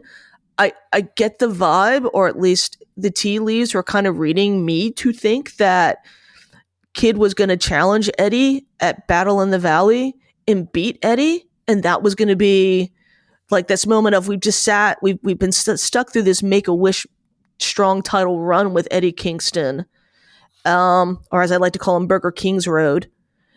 And that, that would culminate in somebody beating him, and okay, you've beaten all these guys, like, and okay, that would have been fine if Gabe had been the one to beat you. And it's a little bit of a rub, and not a big rub, but a little rub is better than no rub. And now we don't know what we're going to do. And that kind of makes me sad, because then if that ends up being, if those were the plans and Tony Khan has fucked up those plans because he had to get all up in his feels because nobody likes how he's booking his main event scene, then why did we have War Dogs drop the strong title belts? Right? That's one of those things, because they were perfect for those belts, where they could have just had great banger matches and lead to them, getting the big boy tag title belts back. And now they maybe kind of, especially Gabe, maybe spinning in limbo if we can't rescue the strong title from Tony Khan. Well, I mean, at this point, New Japan has no issue whatsoever with just making new belts. Fuck it. You can just make a new belt for Gabe. Make the New Japan version of a hardcore title. Like, okay, it doesn't matter. Put something on Gabe, because he fucking deserves it. He's a fucking MVP in my eyes.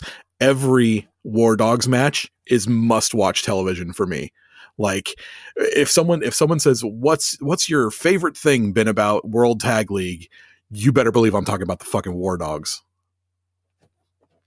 That's all there is to it. Yeah, I love them. No, I love them too. I think they're great. I think Gabe is great. I think Gabe could be and should be the foil for Umino, Narita, Yuya, and Yoda for years to come. He should absolutely. He should be the thorn in their side. He should be their Joker, their villain, that is always going to be lurking around the corner to take anything good that they have from them and just fuck with them. Yeah, that Naito winning at the Dome and getting immediately shit kicked by Kenta, that should be Gabe Kidd every time one of them does something great. And it doesn't even like, I would love it just be like a series of videos of like Suji goes and he gets his favorite bowl of ramen that he's been dying to have, and there Gabe is coming out of nowhere, flipping the table over and like pissing in the ramen bowl. Right? It just should be shit like that. He should ruin a date between Umino and Narita. Oh no, the truly heel tactics right. Now. He should be ruining the date. He should be taking Yuya's pizza away from him. Just have him be a thorn in their side, and that could be like a generational thing, and I would love it. I'm not as high on Coughlin as I am on Kid. I think Coughlin was better when he was a little thicker and doing more of the strongman. He's lost a little mass, and he can still do the strongman stuff, but it's not as much fun anymore. I think that Coughlin is a great like second, like when you look at like the old Four Horsemen, like you've got Ric Flair and Arn Anderson. You know, like it could be Gabe Kidd and Alex Coughlin. Like he's not an also ran. He's doing great stuff in his own time, but Gabe Kidd is definitely the star of the show for sure. But they're sitting at 4.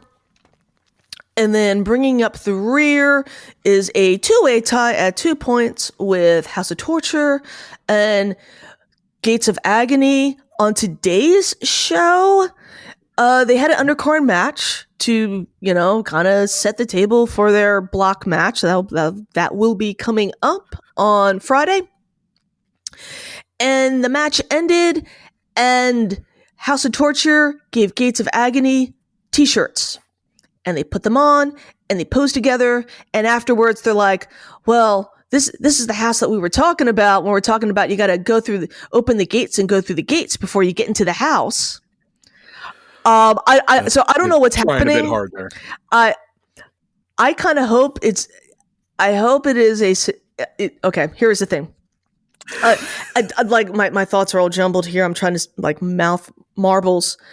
I am presuming that what is happening here, that this is all a setup by Gates of Agony, right? We're gonna pretend that we're buddies with House of Torture.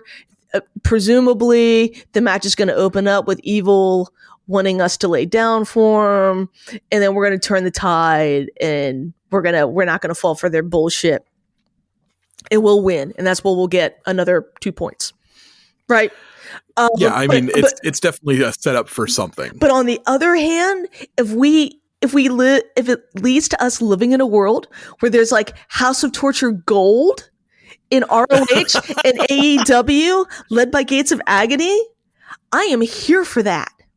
Because could you imagine the hand wringing that will happen from the AEW fan base, especially in light of this somewhat possibly guided or misspoken headline of why QT Marshall left AEW, and it's becoming too much like New Japan. And if it was to be, and the beautiful joke of it would be yes, this is the part of New Japan it was turning into, was House of Torture, and we've brought that back with the Gates of Agony with House of Torture Gold. And then AEW fans being like, QT was right. QT died for this. He died trying to stop this. Where are our brochachos? Give that to me. We need them back. We need them back. Fuck. But yeah. I can't tell you how many times I've had to fast forward through those 20-minute pre-tape segments of Okada fishing with his best frenemy, Naito. Fuck off. Fuck off, QT Marshall. Eat shit.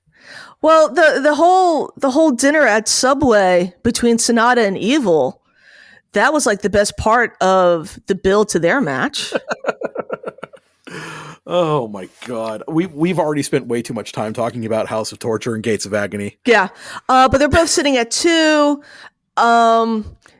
There's really, I think at this point, we've talked about it already. I think I've got you on the same boat with me. House of Torture is going to be a problem for Umino and Narita. Gates of Agony end up with the Holy Seaman Army. No, they finish up with I'm trying to read this block thing, and my brain is not processing it correctly. But I hate them so much.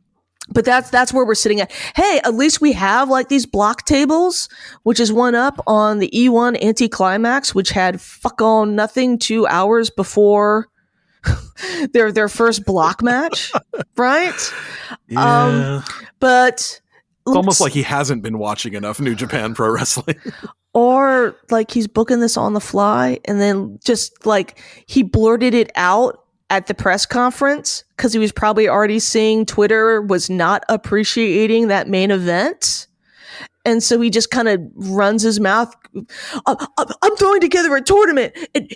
and I'm going to have a triple crown that all these belts are going to be part of, as I'm sitting here wearing my little Inoki scarf, and I've just kissed Will Ospreay because I've made it sound like I've completely made his life and he loves me.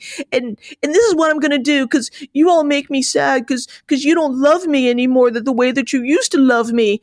And now he's got to book this thing that he just made up on the fly because he's all up in his feels. Oh, this fucking guy. I fucking can't stand him. I hate him so much. He just was not stuffed into enough lockers as a kid. So with B Block, I think ultimately, I mean, yeah, we've been speaking for maybe about a little over an hour on A Block. I'm looking at the stats for B Block, and there's some interesting teams, but from a points total standpoint, I think we might be able to move through this block a little bit faster, because at the top of the block is everybody's favorite Monster Sauce. Lance Archer, Alex Zane, Taco Bell's new darling with like not one but two special combo meals that you can get. And they're even doing a deal where if you take a photo of yourself with your favorite combo meal and tag Taco Bell and Alex Zane, you have a choice of winning like an autographed Alex Zane card. That is fantastic. I fucking love Taco Bell. Like, that's one of the few things that I miss about living in America was easy access to Taco Bell. So this is really exciting for me. I wish that I could go into my local Taco Bell, wherever the fuck that is here in England. I think there's only like 7 in the entire country, and get the Alex Zane meal. And like, while wearing a Monster Sauce shirt and drinking a Baja Blast fucking Pepsi, I'm so into this tag team. I'm very sad that you cannot get the Alex Zane combo outside of Japan. They need to make this happen so that I can go into my local Taco Bell and get my Alex Zane combo. I'm with you. Give me the Zane, I would say. Yes. I love everything about this team. I love the theme. I love the t-shirts. I love their VTR, which is all Kaiju Big Battle. Yes, absolutely. They are ticking all the boxes for me. They are lead at 8 points. They haven't lost yet. I kind of thought that if they were going to get a loss, it would have been Taichi and Uemura, and they didn't lose to just 5 guys. So just 2 5 guys. Yeah, just 2 5 guys, or 2 just 5 guys, or what? Somehow make that work. Make it make sense. Math. Yeah. I at this point in the proceedings, I would not have had them if you had told me that they were like the clear leader. Taichi and Yuya are the next closest at 6 points. But then like no one else, like everyone else needs like a lot of help to get near them. Like I'd have said that you're clearly on crack and something has gone horribly wrong. But instead, no, it's Archer and Zane living their best lives. I love them as a tag team. I want them to be in New Japan full time. Yes. Or more than what we're getting. I don't know what we got to trade Tony Khan to get Lance Archer back in the relationship. I would give up the strong title if it meant I could have Archer more often so I could have more Monster Sauce in my life, which, by the way, needs to be a Taco Bell sauce.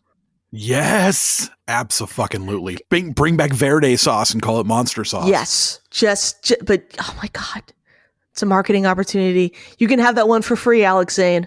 Just send me a photo of the packaging. But you can have that one for free if you can make that happen. I'll do it for a Monster Sauce t-shirt. Yeah, or that. But yeah, they've looked great against everybody. They both know how to play to the crowds. So obviously we're at the point of World Tag League where we're some of these kind of smaller southern cities of Japan, and calling some of these places cities might be generous. But also they've spent time in Tony Khan's favorite city, Fukushima. That's where night 6 was. But you can tell that these crowds, like some of these crowds aren't feeling it initially. There was one crowd earlier on the tour where if you had shown me that show and told me it was from like 2020 clap crowds, I'd have believed you. Oh man. Yeah, that was. So the crowds have some of these shows have not been the greatest, but Archer and Zayn have done a really good job of trying to bring them into it. We'll talk about them in a few minutes, but El Phantasmo and Hikuleo have also done a very similar job of trying to get the crowds into it and to wake them up and to remind them that, hey, it's not 2020. You can clap and make noise if you feel it. But I have nothing bad to say about Monster Sauce. I will be shocked if they do not come out of B block as the winners of the block.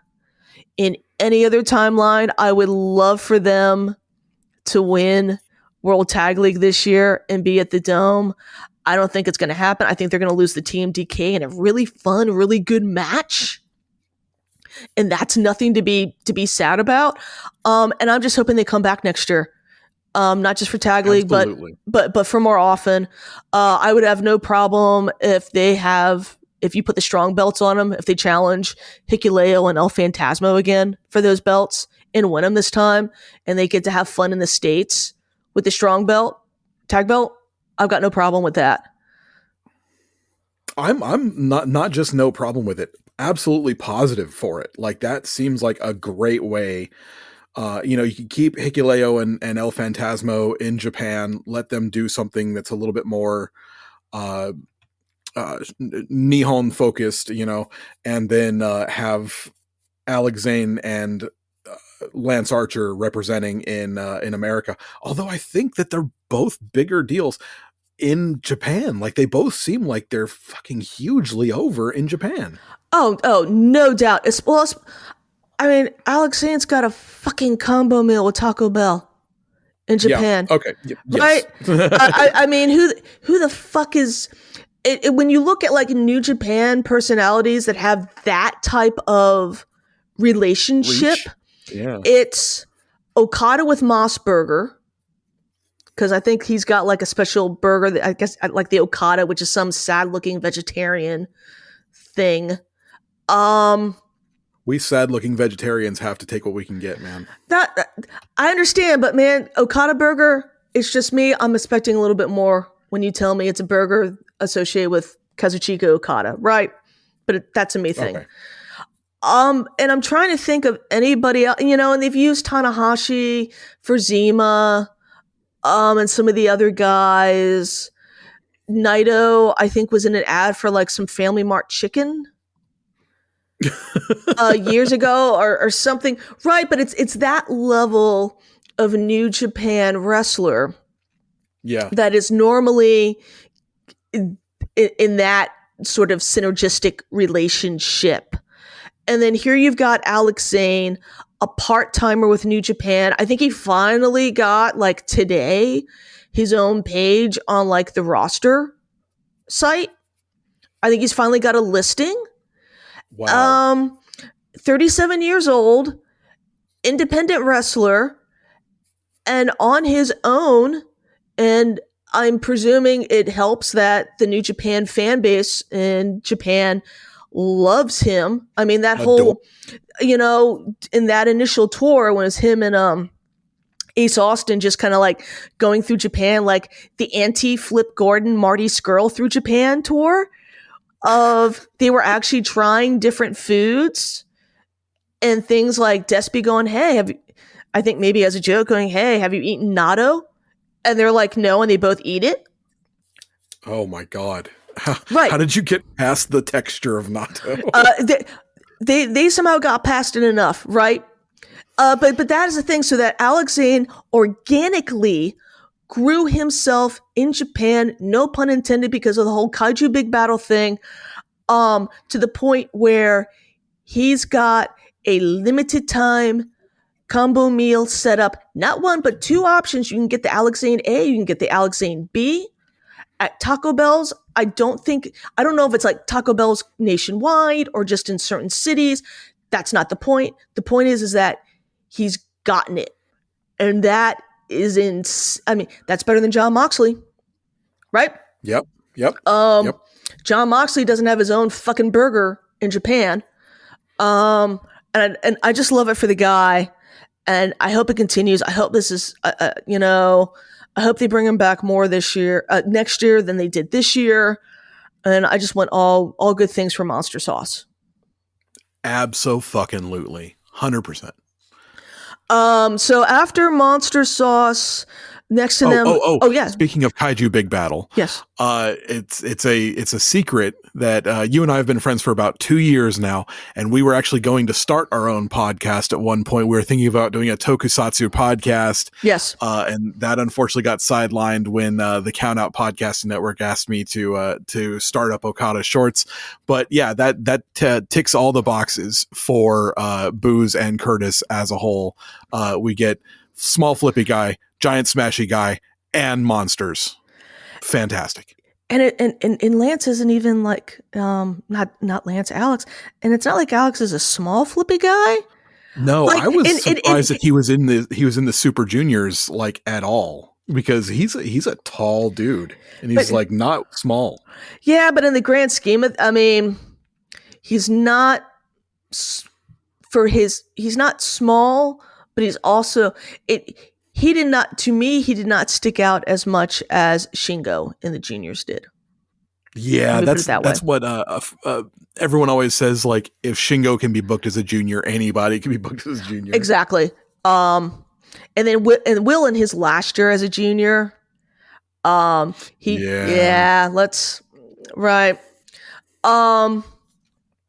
But after Monster Sauce, we've got just 5 guys -3. In Taichi and Uemura, they've got 6 points. They have beaten Nagata Suzuki, Hikuleo and Phantasmo, Tsuji and Zandukan, and they lost to Monster Sauce. So what do you think of just 5 guys -3? So I've seen a lot of people that are kind of down on Yuya since his return. I'm pretty sure it's gotta be storyline, right? Like, everyone's like, oh, Yuya doesn't feel like he fits there. He looks like he's bummed all the time. And it's gotta be that, like, he's not happy to be Sonata's, like, when he showed up, he said, like, I'm not here to be your young boy. I'm here to challenge all of you. And I feel like that's a good thing, right? Like, that's where he would want to be. So I don't feel like I think it's all kayfabe. I think all this Yuya Uemura looking like he's got kind of resting bitch face when he's coming out. It's all kayfabe. It's gotta be, because, like, he connects with the audience so well. He did it during fucking COVID clap crowds. He was able to connect with people and get people on side with him. So, like, I don't think that him coming back after working in America, he's gonna forget how to do that. I don't feel like this young lion who, excelled, has somehow forgotten how to be a good pro wrestler. You can still see it in the matches. Like, once he gets cooking in the middle of a match, he's all go, no quit, big nuts Yuya Uemura. Like, he's fucking flying and he's having a great time, and it's showing on his face. I refuse to believe that guy's fucking sad pouty for real. It's got to be kayfabe. It has to be. I hope it is. I don't have any problems with Yuya in ring. As you noted, it all looks good. He's got the connection to the crowd. But from Jump Street, when the first time he came out wearing his little Evel Knievel cosplay cape, rocking that, I call it the Sasha Banks has to job to Charlotte in Boston face. And that's what he looks like pre-match, and it's like, man. I mean, if this is indeed 100% work, then bravo, because Best actor ever. Because you're working me, and that's great, and that's what so many people get mad when they get worked, and that's kind of part of watching wrestling is to forget things and to be worked. And if I, at a very jaded late 40-year-old woman, can still get worked by wrestling, I'm having a good time. Clearly, Yep. My thing is, I have it in my notes that this is almost in some ways the very definition of two guys slapped together to make a tag team. It feels like it. It does. The chemistry. Let's use it the other side of the spectrum. Oiwa Kiyomiya, right? Like they're together as a tag team. They feel like a tag team. It feels like they've been a tag team for forever, and it just fits and it works, and it's a joy to watch because it works so well. And here, Uemura and Taichi is the exact opposite. It feels very two singles guys that they're doing a tag team, very little tag team maneuvers until you get into the closing stretch, and then you might get one or two. But outside of that, it's, oh, here I am. I'm Taichi. I'm fighting my man. Oh, I got to tag out. And not a lot of synergy in ring in that regards. That's my worry or my concern with this team. And I don't know, and this is where I don't know if this is leading to the whole work of how much of that is a work of whatever story we're telling with Uemura.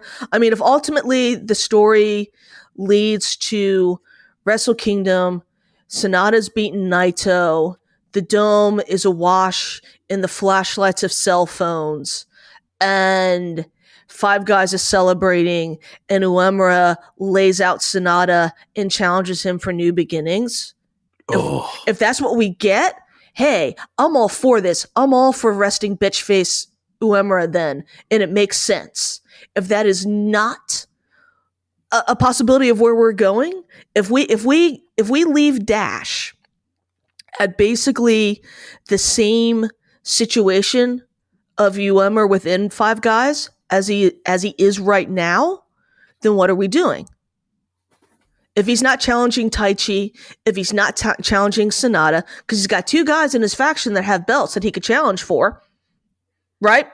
And he has said that that's what I want to do. I want to challenge you guys. I don't want to just be your faction mate. If we're not getting something like that set up for new beginnings by the end of Dash at the latest, then what? Then what is this for? Then I start to wonder more if pouty face Uemura, how much of that is work, how much of that is shoot. I can see why you would doubt it. I kind of doubt it myself. I'm just hoping, I really don't want, I don't want him to be, missing going back to America or, not wanting to be there, because like when someone doesn't want to be working there, I would rather they just don't. I don't want to have someone, it's like you see it all the time, like people are saying, oh, this dude in AEW wants to go to WWE, this dude in WWE wants to go to AEW. Like, if you want out of Japan, just fucking leave, man. Just quit. Just go somewhere else. I don't want to watch you wrestle if you don't want to be there.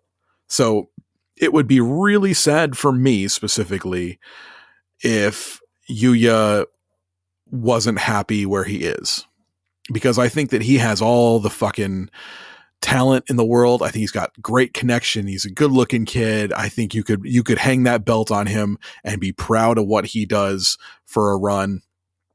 And I really want to see him succeed in New Japan as a dojo boy, that we've all watched since he was a little shaved head, little egg, and I want to see that. I want to see more of that.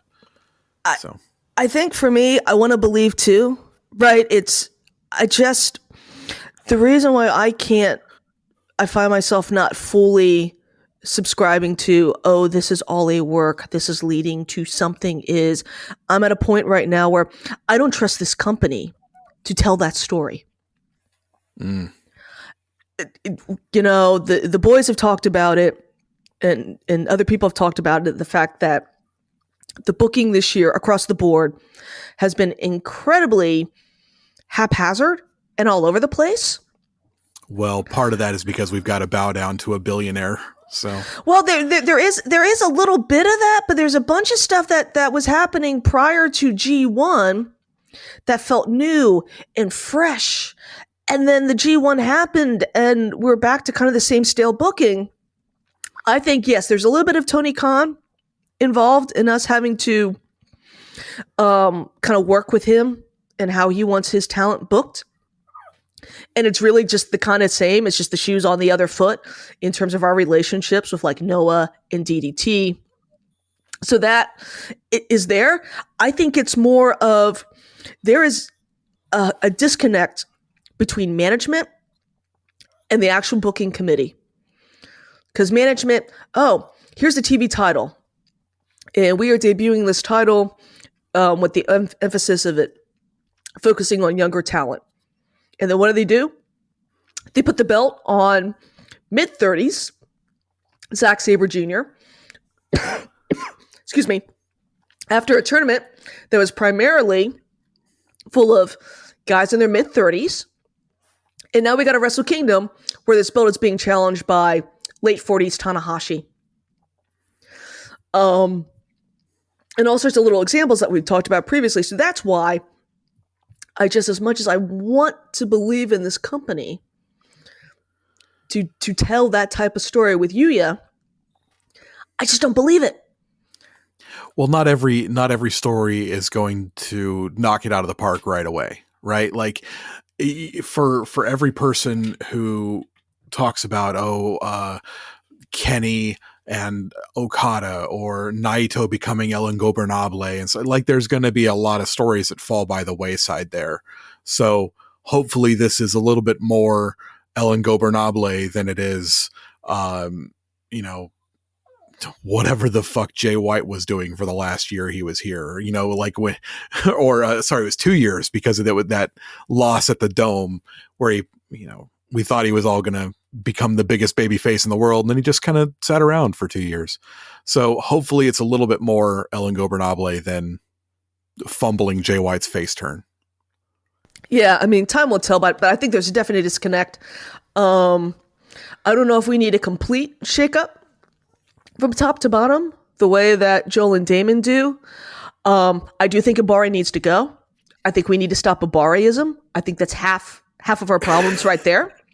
Is Ibari's got this idea of all rising tides or whatever, this idea that he just wants to make wrestling fans. So it doesn't really matter if ultimately, if you're a fan of Noah or DDT or AEW or WWE or CMLL or what have you, as long as somehow New Japan guys help you fall in love with wrestling because you've seen them in another promotion or you see Kaito Kiyomiya in our promotion or whatever. He thinks it's all good. I think I just need Ibariism to stop.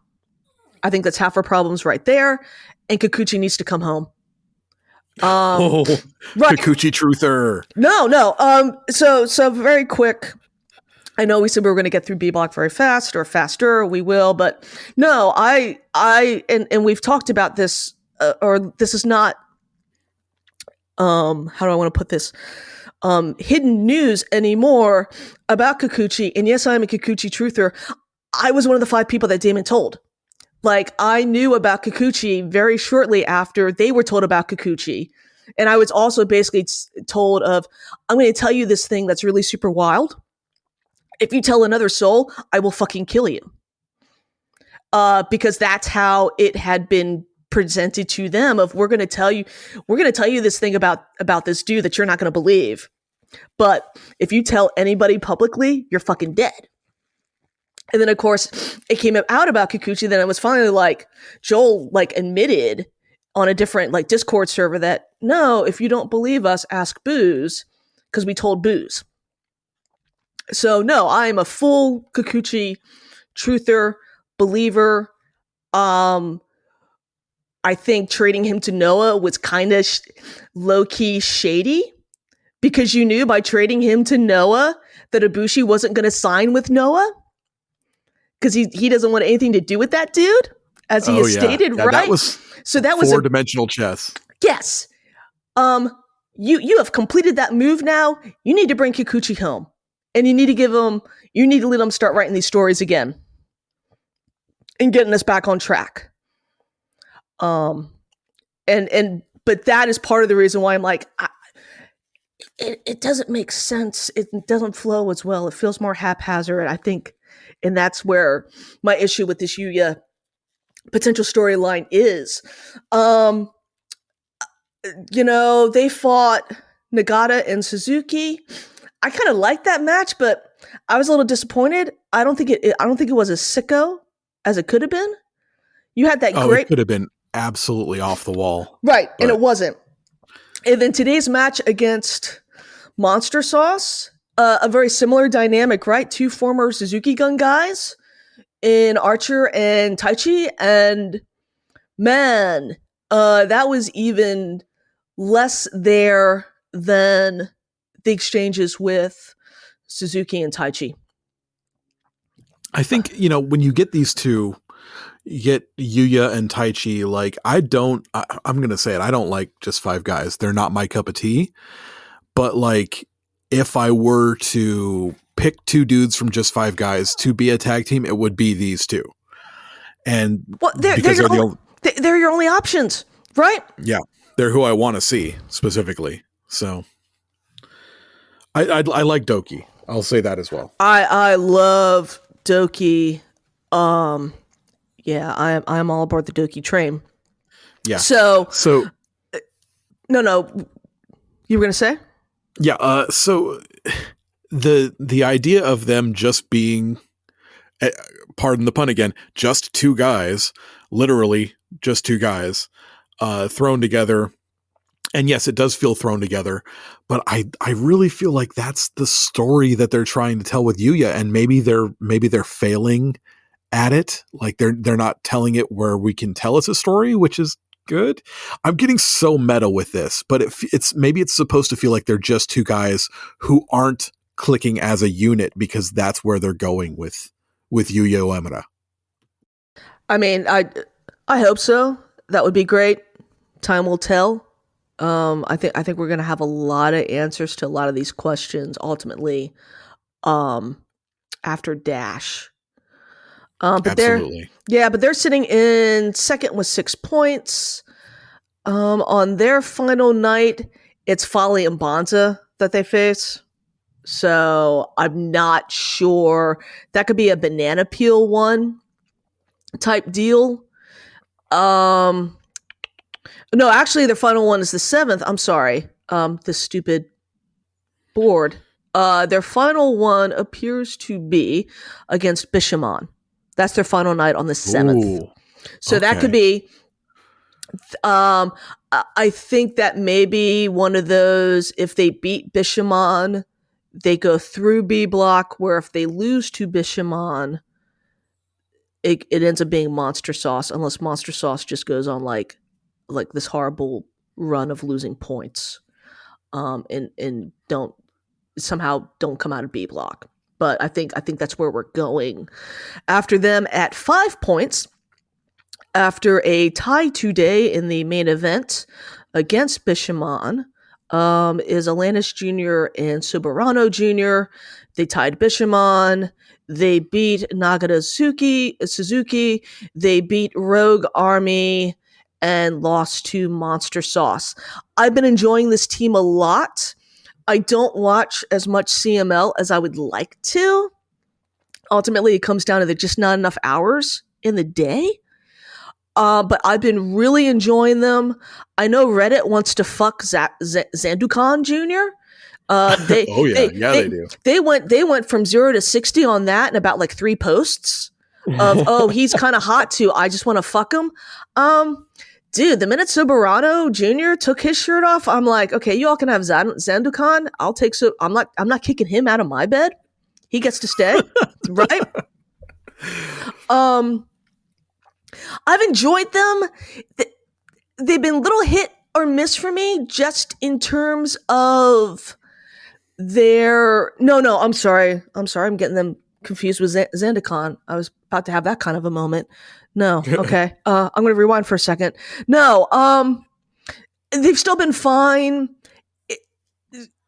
You know, it's kind of hard to get behind them just because, you know, they're not a permanent. We'll probably see them again for Fantastica Mania, and then won't see them until like another US show. But they've been very fun to watch. I think part of the problem also for them, and I'm putting that word problem in quotes, is that outside of, say, somebody like El Phantasmo and then Suji and Zendokon, they don't really have a lot of people that they can kind of do the CMLL lucha style with, in terms of being kind of that more fun, flippy, jumping over, you know, doing topes and things like that. They're not really in a block that plays into their strengths. Yeah. So I think like today, like the fact that their match against Bishamon is the one that went to the 30-minute draw, that is not the match on paper that I would have said would go to the draw. I would have said it was Umino Narita versus Oiwa Kiyomiya.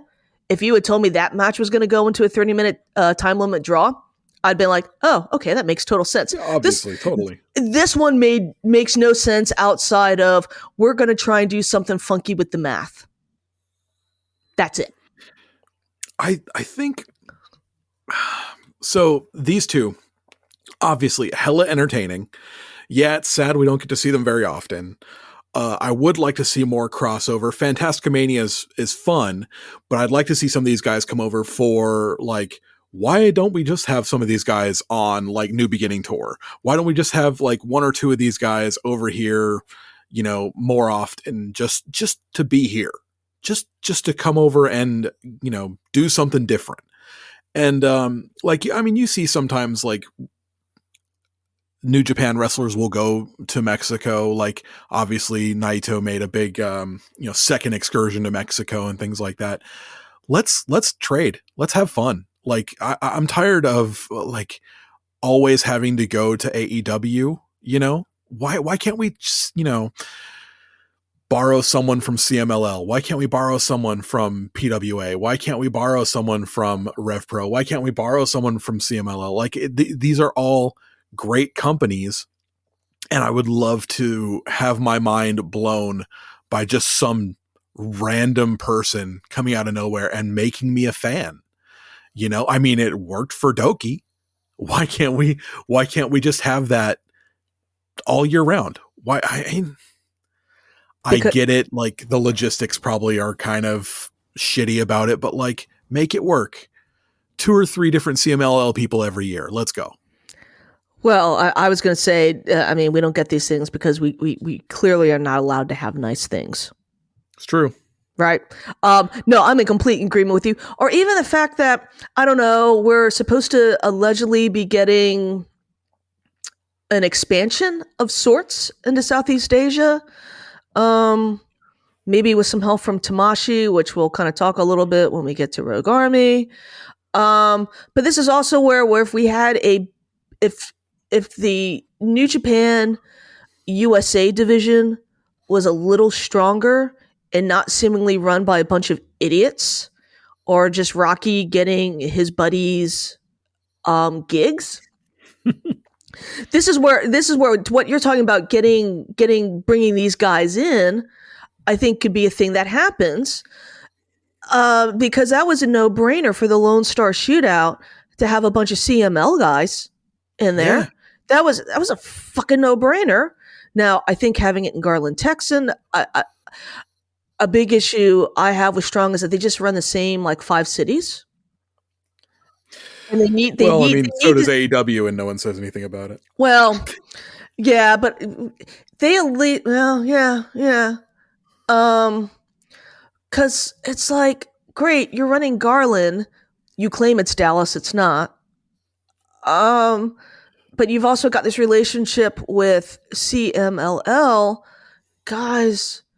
And I'm not just saying this because then it'd be real easy for me to get to a gig because it'd be where I live. But why you're not just doing like a Texas tour, right? And you run San Antonio and you run Houston and you run Austin and you've got enough guys. You could do a little split roster and you have bolstered a lot of that with some CMLL guys, right? That would be awesome. Oh and my, Texas is big enough you could do that. right. They love their wrestling. And again, you bring in like a bunch of CML guys, and you could probably even main event each of those nights in like a multi-man, right? Give me like LIJ versus some like multi-man of CMLL guys, and just print money. Oh yeah, and just print money.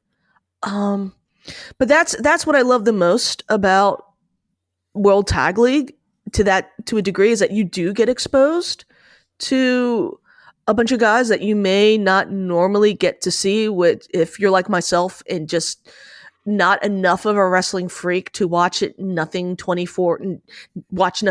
else but wrestling 24/7. I gotta sleep, kids. I gotta watch Godzilla movies. Right. Like I want to watch these things. I just don't have the time, but this is a great way for me to get kind of hip. Which will lead into, speaking of seeing CMLL guys and falling in love with them, Yota Tsuji and Zendekan Jr. Are tied at 4 points with Hikuleo and El Phantasmo. I think we can kind of talk about these guys separately yet together.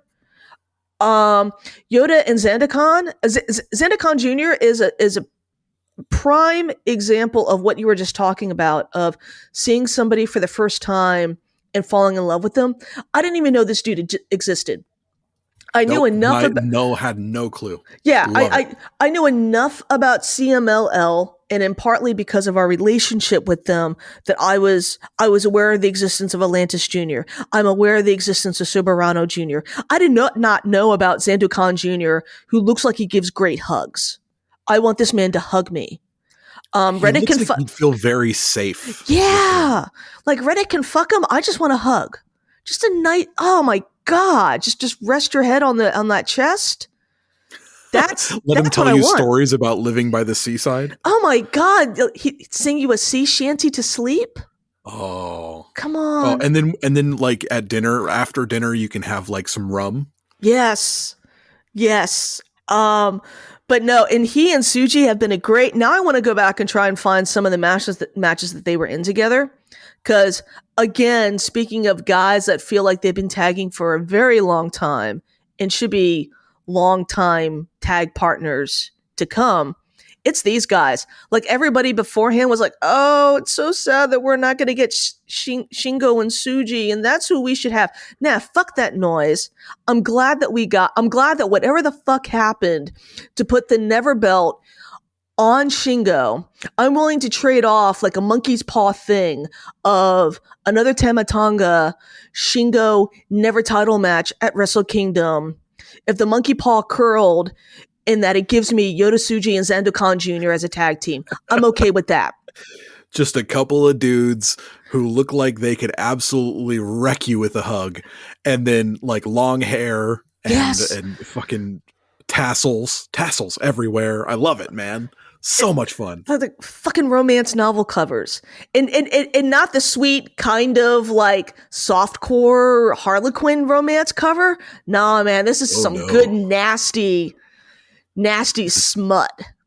The stuff that's print to order off of Amazon. Yes. But they're really good tag team. I love their finisher. Is it Vamos Amigos? Yeah. Vamos amigos. This is where I show that even though I've lived in Houston for 30 years, my Spanish is really fucking bad and non-existent. They just have fun. I loved one of the undercard matches where they both came out in pirate shirts. I was like, oh my God. That was so great. You like we need a photo book and we needed it yesterday. Gravura from fucking Yota Tsuji. Yeah. But they just and it also leads into, Damon likes to talk about the it factor and looking at a guy and going, you just have it. You just intrinsically check off all the boxes. And Yota Tsuji is that for me. Whether Tsuji is him. Whether Absolutely. whether it's as a singles, he can be in a multi-man, he could be in a deal with Naito where he's also wearing a fucking t-shirt, just like Naito does. He's in this tag team with Zandukan Jr. He just has it, and your eyes just go to him, not only because he's a very good-looking man with a wonderful set of teeth, but also because just in ring wise and what he does is very, very good. Personally, I'd have put the belt on him when he was against Sonata. Absolutely. 100%. Even just a cup of coffee, right? Like hold it through G1, set up a title match for Power Struggle, King of Pro Wrestling, whatever the fuck we were calling that show. And he drops it. And that's fine. He can go VO. You don't need a V1. A VO is fine. Because he just looks the fucking part. And he's going to be a force to years to come when whatever body part of Naito irreparably fails first, whether it is his knees or his eye. And if you're not giving LIJ to Tsuji, I don't know what we're doing. Oh no, that's what it's there for. That's exactly what it's there for. Oh my God, just print money. Just keep printing it. Cause you got it with him. But I love printing yen, because you're not exactly printing British pounds, because you can't wear a shirt that says Gene Blast in a lot of English speaking America. Well, you could. It just may not end well for you, right? Yeah. But you could. What the fuck you wear in front of my kid? Yeah. And their final block night is against Atlantis and Soberano, which I think that's going to go off. I think that is going to, as the kids say, fuck. It's gonna fuck. Speaking of fucking or possibly not fucking, then we have also at 4 points, I call them Timu God. To differentiate from OG God. But we've got Hikuleo and El Phantasmo, who are our current strong tag title. They have beaten Bishamon. Everyone's beaten Bishamon, except Atlantis and Soberano. Ouch. Also Folly and Bonza. We'll talk about that. Nagata and Suzuki. And then they have lost to Taichi and Uemura and Tsuji and Zandukan. This is a perfectly fine tag team. I know people want to put ELP on Fraud Watch, and I don't quite understand that from the standpoint of ELP is not being at the moment asked to do anything that I think is above his station or where he's currently sitting, right? It was not ELP that came out at the end of Power Struggle and beat 2 belts with a mallet and got inserted into a program that nobody wanted in the first place, right? He did his switch. He gets kicked out of Bullet Club, and then he got stuck in a feud with Unfit Finley. When the Never Belt was a prop in the Bullet Club Civil War, whatever the fuck that was or is. And then he won the strong tag title belts with Hikuleo, right?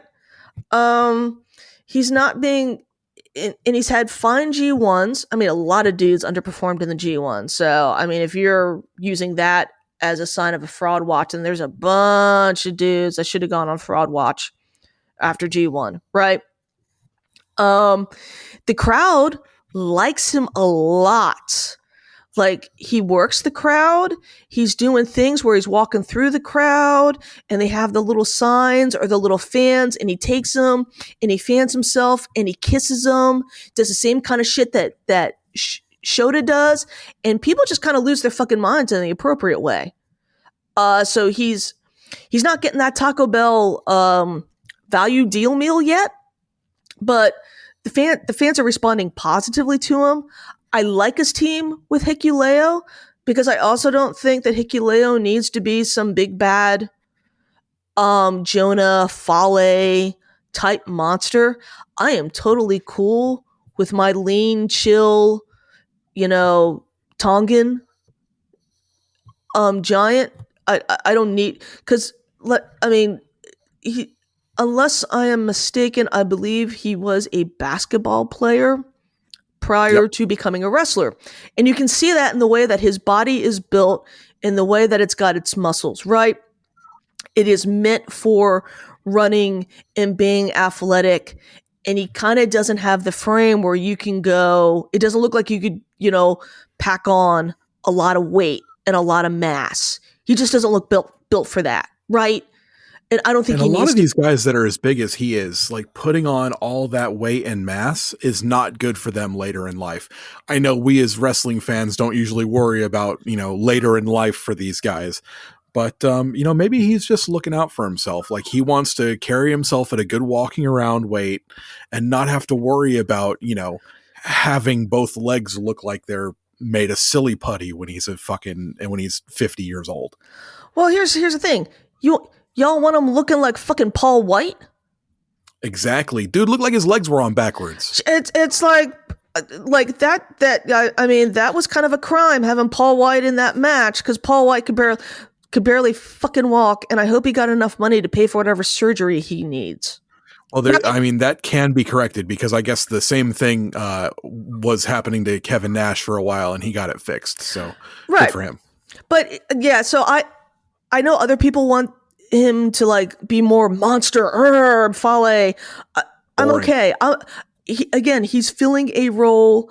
I think it's kind of cool because he looks to have maybe not the same sort of hops that Alex Zane has or that Archer has, but I think I think that's a better comp for where Hikuleo can be career-wise than saying he should be like a Fale or a Jonah. Having a monster is something that you have to work at all the time. And if you're just not that guy, you're just not that guy. Like wrestling is who you are turned up to 11 or whatever. He's not that guy. He is someone who's chill, laid back, likes to have fun, wants to, he can be intimidating. He can do monsterish moves, but he wants to turn around, flip his hair, scream and shout, and kind of do one of these. And the crowd's eating it up, man. The crowd likes him. Don't fight against it. Yeah. Go with it. My only major criticism I would have is I wish they would do tag team moves that are actually more in the line of what Archer and Zane do. Right? Archer and Zane are doing the type of tag teams maneuvers that I think you would normally associate with a tag team that is more like a Kane X-Pac, right? Big, tall guy, smaller guy, shorter guy. And then you're doing things like, oh my God, he's picked him up and he's going to choke slam him onto the opponent. And doing those type of maneuvers. He's using his own partner as a weapon. Yeah. And Archer and Zane are doing that, and I would not have thought that was a thing that you would be doing because, again, they're so similar in height, right? Yeah. And it's working very well for them. Like they did a new one today. They did a kind of new maneuver today of I'm going to use you as a weapon, and that is a thing that I wish Hikuleo and El Phantasmo would play into a little bit more. Is their height difference? They do it pre-match, right? They're trying to like high five, and ELP has to get the running jump, and Jado can't even do it because Jado's got no fucking movement. So Jado just kind of slaps Hikuleo in the bicep. And it's fun, and yeah, it plays on that height deal. But I would love, and they do a little bit of that. I would love to see more of it in playing into the fact that you're both, to varying degrees, very athletic, especially El Phantasmo. I think Hikuleo, for his height and his build, has some nice movement and some nice agility. And I think the opportunity is there to do some fun stuff. And that's what I would like to see. Their final night is actually against Monster Sauce. I think that's going to bang. I think that's going to be a lot of fun. And I think that's going to obviously play into who gets to go to the finals or the semifinals, or wherever the fuck. I think they're doing semifinals and finals this year. But I think that's a match that you need to kind of circle on the calendar. I think that's going to play into things. Look, we know that Hikuleo, the company loves him. They do a lot with him in these tournaments. Definitely keep an eye on that, because you have these two that are off to a hot start that everybody really likes, and you've got these two that are keeping up a little bit that everybody really likes. Something's going to happen there. It's going to pop off, and it's going to be really good. I would keep an eye on that one. Make sure you got that one DVR'd, if that's a thing that still happens. I think that is a thing. What we're going to do is we've got two teams left. We have Rogue Army, and then I call them Blue King, Nagata, Suzuki. I want to talk about Nagata Suzuki first. Okay. They are bringing up the rear at 0 points. They've got left Monster Sauce, which I think could be fun because it's going to be another one of those kind of former Suzuki Gun member fights. And I'm looking for that to kind of fuck a little bit harder than Taichi Uemura, Nagata Suzuki did. I think that could be really good. Their final night is against Rogue Army. I think that's just going to be bullshit. I'm not. That would be your bathroom break, most likely. And then I think that's it. Let me. And then they have one other match against Bishamon. This is another example of, okay, we need to have warm bodies. This is a team. It's kind of fun to have them in there, right? I think you could have something interesting in that Rogue Army match, because Nagata was Fale's senpai in the dojo, and we know from Nagata's last G1 that Fale does respect him, because Fale was doing the whole bow thing in their G1 match together. But then Suzuki's interaction with Taichi and Archer, but outside of that, I'm not quite sure why we have these guys in this when this is a slot I'd almost like, especially if they're going 0 points. You could have easily, if at best they're going to get like maybe 1 point on the final night kind of deal. I think you could have had Loibe and Nakashima in here as your young lion. I think they're calling themselves Young Bloods.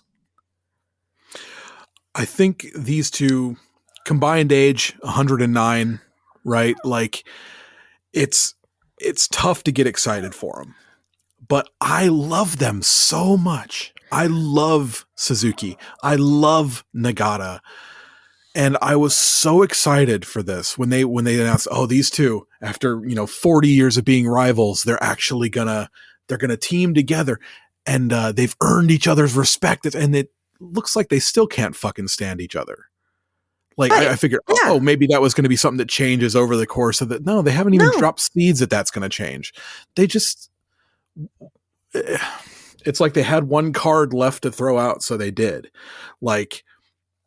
This is nothing. It's a nothing tag team with two of my favorite dudes that I've watched for so much of my life, and I just have nothing for it. And it's so insane to me.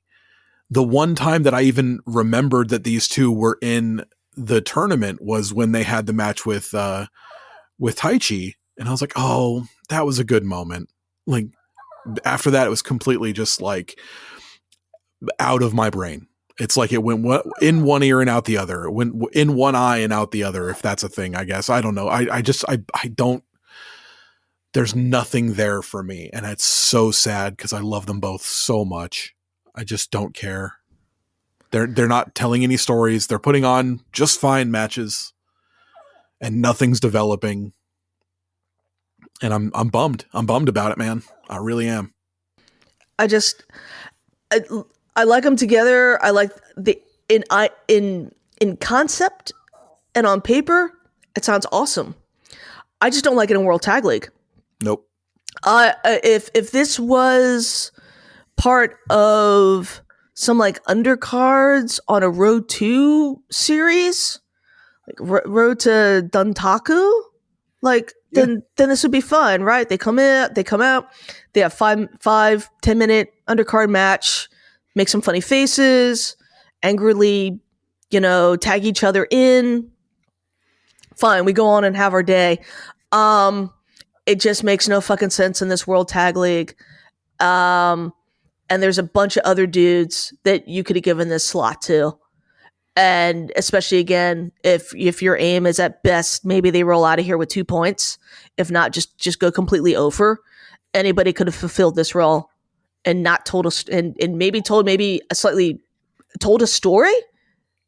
Right? Or at least, I don't know what we're doing here. It's inoffensive, but it's not even getting my blood going in a way that Suzuki and Nagata could. Yeah. I'm not sitting here going like, oh, I want them to get that one win. They haven't won yet, but come on, boys, I believe in you. Like nothing. There's nothing here. We could have had Lawler and Rosser. Oh my God, dude. We could have had the fucking West Coast Wrecking Crew. I fear that the company might in Japan view West Coast Wrecking Crew as juniors. Bro, are you kidding me? Shingo. West Coast Daddy Crew? Get out of here with that. Either way, I mean, we could have West Coast Wrecking Crew. God, if I could speak today. We could have Lawler. We could have Lawler and Rosser. We could have had, Nakashima and Loibe. The point I would have is, loved that. Right, Nakashima and Loibe would have been great. My point ultimately is there's at least a half a dozen teams that you could have put in above Nagata and Suzuki, get them 2 points at best, and maybe might have had more compelling matches, more memorable matches than what we're getting. Yeah. It's definitely the most disappointing part of the World Tag League that I thought was on paper is going to might go down as my favorite World Tag League ever. Like that was one of the things that I was really looking forward to, and it's done nothing for me. And I'm not mad. I'm just disappointed. I'm not upset. There are 2 men in their mid 50s. I'm just sad because I know that there's more that could be done with it. Well, especially when we look at Rogue Army, and they got 2 points, but I can't believe I'm fucking saying this, that in the year of our Lord 2023, Jack Bonza's got some fucking working boots on. Dude, Jack Bonza knows that he's on a big stage right now and he's doing his best. I think also, Fale isn't 100% at all. Like he's not working at 100%. I don't think he has been in a while. And so Bonza kind of knows Bonza's about that life. He's going to give 110 every single fucking night. Like when he's got these big eyes on him and stuff. Like I've seen enough PWA in the past to know that like Bonza is gonna fucking go when he has to. When he's got to carry somebody, he'll carry somebody. When he's got to put somebody over, he'll put somebody over. And he's looking great doing it. And he is fucking carrying Fale. Fale is not maybe 10%. I mean, Fale in years previous in World Tag League hasn't done a lot. This year he has done fuck and all. I think tonight I think someone finally told him tonight, "Hey bro, can you work a fucking sweat up?" Because he actually looked kind of okay and somewhat useful in the match against Suji and Zandakan Jr. And I'm interested to see how much that is. One, it's like, okay, you're going over, so you gotta at least look like you somewhat deserve to go over on some level, and how much of it is you're facing a tag team that has a dojo boy, so that dojo boy mentality, and then it's also got one of your partners and with somebody from CMLL, right? And that maybe that was the impetus for Fale to actually be a little more active than what he has been up to this point. But it's a testament to Jack Bonza that I would rather at this point, if I had my choice between a Rogue Army World Tag League match or a Nagata Suzuki World Tag League match, I might go watch the fucking Rogue Army because I know Bonza's going to do some sicko shit. And carry that fucking match to like 2 stars. And at least it's something fucking memorable. And then, fucking Fale with his, dojo is the fucking Harvard of wrestling academies or whatever fucking bullshit his alleged grifting partner uttered out of his mouth in that Tamashi Instagram reel. Which, for those of you that haven't seen this, so Tamashi posted a couple days ago this Instagram reel. They're like, hey, we're doing Lions Den 5 and check us out before then. And it's some video that somebody put together that's interviewing what I'm presuming is some current suckers in the dojo, alleged suckers in the dojo. And like one of them's like this 30-year-old from Chile who like fucking gave up everything and dropped his whole former life so he could go live the wrestling dream because, as Fale says, his dojo can be the pathway to New Japan. And Tony, whatever the fuck that asshole's alleged last name is, he says that, the dojo is the Harvard of wrestling academies. And I'm sorry, but people don't accuse Harvard of not being able to fucking feed the students.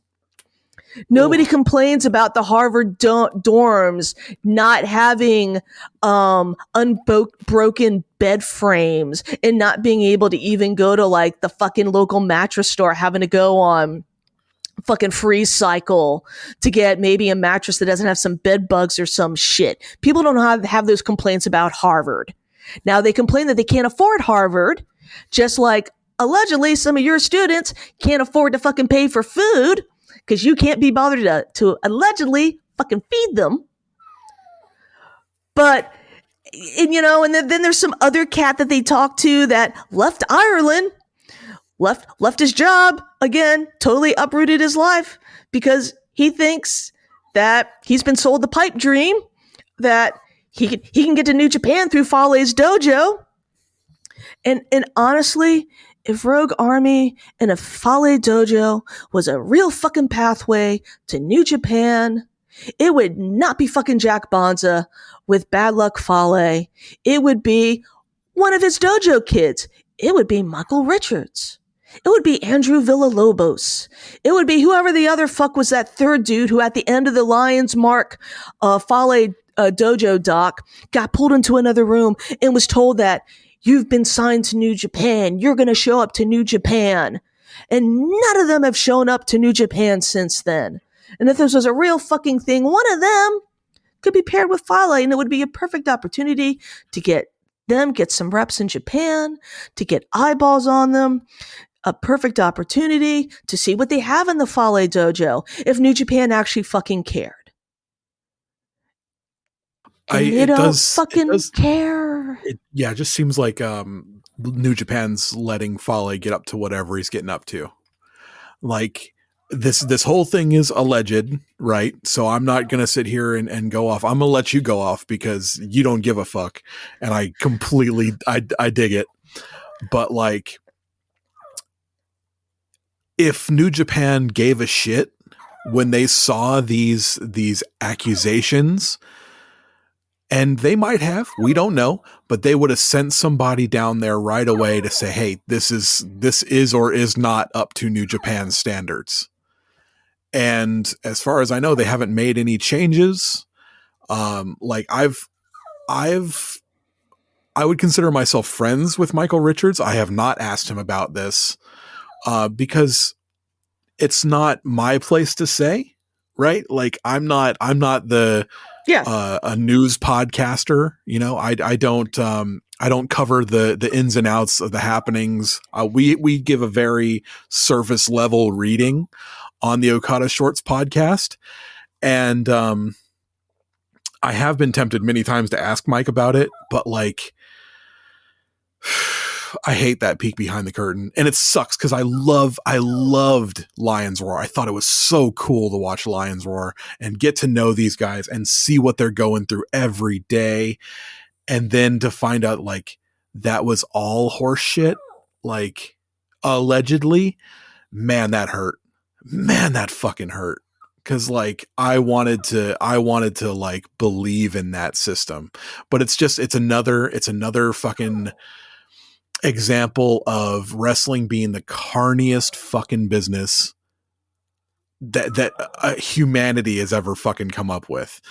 Grifters everywhere, carnies fucking everywhere, and it sucks, man. It sucks so fucking bad, and it sucks that I love guys down there. It sucks that like I dig Caveman Ugg. It sucks that I dig Jack Bonza, you know, because like I don't want this whole thing to be tainted, you know.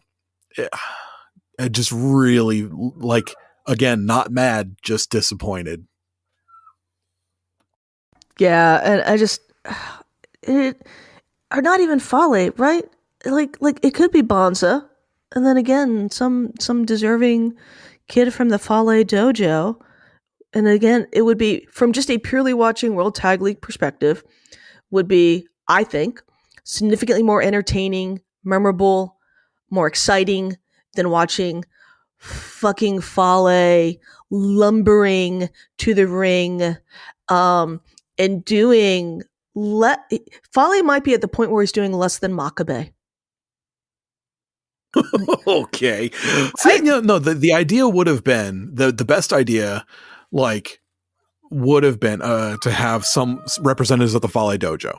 Okay, we're not going to do that. We're going to have some people from PWA. Okay, let's have Bonza and Caveman Ugg. These two are like, they could be a giant bruiser tag team, like something that would make Gates of Agony blush. Right? You could have had those two go fucking buck wild and just have Fale at ringside. He doesn't have to get in and get involved. Just have him there to introduce people to this idea. It would have been cool. I don't know why they still want to roll Fale out at this point. He doesn't seem to be doing anything special at this moment. I don't know anyone who's specifically paying to see Fale right now. It might be best to start transitioning him to another role because, yeah, like you said, he's doing less than Makabe. That's a good way to put it. He's definitely not excelling at fucking anything right now. You know, he's not nearly in his mid 50s like the other two guys we mentioned, but they're still going out and having the best matches that they possibly can, you know? Like, they're still going out and doing what they can. It seems like Fale is not even doing that right now. And it's really sad because Bonza's working his fucking ass off. Yeah, but that is, on that happy, positive note, we should have started with the B block. Well, we can start with the B block next week because we'll be back next week for another stunning World Tag League takeover where we will review the matches that 3 more sets of matches or days will have happened by the time that we get together again and you hear our lovely voices. And then we will also then be setting the table for a returning Joel and Damon. And we'll be continuing to answer your questions. So we did get a bunch of questions, as I said, none of which are World Tag League related. Some of them I'll table for next week. But one that I did kind of want to get to this week, and maybe this will lead this week, that will maybe lead us in the, let's say, 10, 15 minutes or so that we've got left together before we overrun 3 hours and upset a bunch of people, is from a Twitter user. I love Kota Ibushi, but he may be washed. Pro Wrestling VI1. It was actually very cool. Eric from the Pro Wrestling Torch, who actually did a very nice op-ed piece about Tony Khan and his whole put your money where your mouth is line from the Full Gear presser. He's been working for Pro Wrestling Torch, I think, as a correspondent. I think if I remember this rightly, like 30 years. He's been there a very long time. He's kind of a third man backup on their AEW Dynamite instant reaction shows. I had a chance to chat with him at G1 Dallas. Very cool dude. But he asks the question, can you each please make 3 predictions about NJPW in 2024? And I'll let you go first. Oh, so we're getting 6 predictions total. First prediction. Mm-hmm. We will see one of the Raiwa Easy Company win the world title. They're gonna shoot one of them to the moon. I don't know which it's gonna be yet. Possibly Shooter, possibly Yoda. It might be Oiwa returning and fucking getting the Shock Rainmaker win, but one of them's gonna be world champion this year. You go. I think we're going to have 1, if not 2, retirement ceremonies. Ooh, yeah, that makes a lot of sense. Yeah, we could definitely end up seeing some of these dudes right off into the sunset. That's for sure. Let's say, one. I'm going to give you another big one. Do you have a second one lined up? I think a second one. I think as much as we as fans hate it, I think we're ultimately going to end up seeing more synergy with AEW, because that's just the way things are going right now, right? It's unless I personally would love to see a change in that direction. I don't think that's going to happen. I think with Ospreay going to AEW and some of the comments that Okada's made about the leadership of United Empire, I think we're just going to get more of the same in that regards. And unless Kadani does what New Japan, what he did with Stardom, which was have Julia cry to him. And there was a lot of stuff going on, so it wasn't just Julia, but basically Kadani went in there and cleaned house in Stardom and installed a new president. And as much as I would love for that to happen in 2024 and Obari to get the boot, I'm not sure if that's happening. And unless that happens, I think we're just going to see more collaboration with AEW. Let's try this one on for size. Okay. G1 winner, Zack Sabre Jr. I love it. I'm not sure Zack stays. Don't you put that evil into the world. Jesus, Booze, wash your mouth out right now. What the fuck? How dare you? I'm just looking at Zack facing Tanahashi at Wrestle Kingdom. Don't look too hard at it. Right. But no. So I love it though, and that's a great one. So for a final third positive, because again, let's end on a slightly happier note than we're doing more with AEW, and I think Zack Sabre Jr. is leaving. Let me see what would be a positive. Here we go. Okay. I think we will get I want to do something like a big show, right? And maybe it will ultimately be something that will be in Southeast Asia that we'll see like positive growth in the Southeast Asian region that will lead to maybe not a Wrestle Kingdom type level show, but something like like the MSG ROH G1 show from that WrestleMania weekend. You know, that we'll find some partner promotions in Southeast Asia, and we're gonna have like just kind of like an awesome show in that region. I take that. I also think that New Japan's going to continue expansion into Australia. I think you're going to see a lot of the Australian scene, which has always kind of been like a little brother scene to a lot of other wrestling scenes. I think you're going to see a lot of cool stuff come out of there. And that might just be me being PWA pilled after the last couple of months. But I really think that there's going to be some noise coming from that region, especially if someone like Robbie Eagles can continue to carry the torch for them. I think that's going to be some fun place to watch new talent come out of. Okay, I think that's 3 each from us.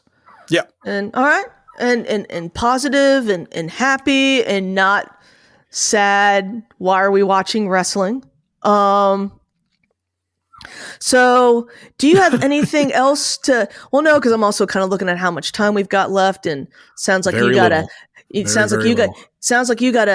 adorable little puppy that needs to go out. He does. He's got to go potty real bad. So yeah, let's get this on the show on the road. So we know, because we've been playing the drinking game of Okada Shorts mentions, that you've got Okada Shorts. Anything else you want to plug? Thank you for mentioning the Okada Shorts Wrestling Podcast.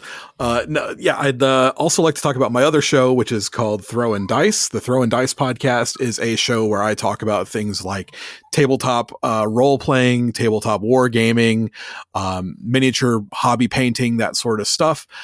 You can find that anywhere where you found this podcast.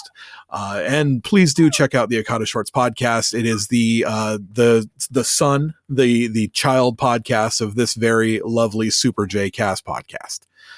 You can find us on Instagram at Okada Shorts. For somehow that name wasn't taken. Nobody had parked that. It's crazy, right?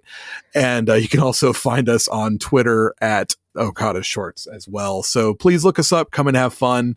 I'm not as good at Twitter as Joel is, but I like to think I'm all right at it. God, no one is as good at Twitter as Joel is. So beautiful. Nobody is. But you can find me at Twitter, Booze Leprechaun. The second O in Booze is actually the numeral 0. Edgy. I know. Well, there's a whole story. But we don't have time for it. Exactly. Leave in like a 5-star review. If you're wanting to leave anything less than a 4, don't fucking bother. Don't waste your time. Don't waste our time.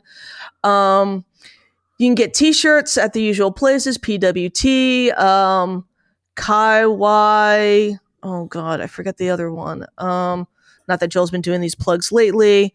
But you got that going on. Exactly, redcircle.com. redcircle.com//super-day-cast. If you want to leave some money for Joel and Damon and editor Dan, check out editor Dan at Escape the Box, LousyHero219 on Twitter, and we will get to your non-Antonio questions that I didn't get to this week. I will get to them next week as we come back for the final week of World Tag League Takeover. Bye. Bye, Antonio.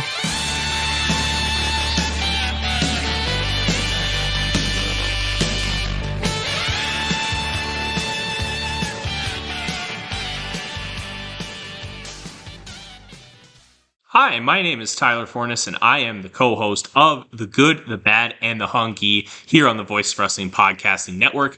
Every week, my co-host Fred Moreland and I discuss all the happenings of All Elite Wrestling and everything going on in the universe of Tony Khan. We talk about Dynamite, we talk about Rampage, and we will talk about Collision when the time comes as well, along with all the appearances outside of AEW from all the best talents in All Elite Wrestling. This is one of the more cohesive wrestling companies in the entire world, and we discuss every intricacy about it, including the unique booking of Tony Khan that is both a huge positive and a major detriment. Check us out every single Thursday here on the Voices of Wrestling Podcasting Network.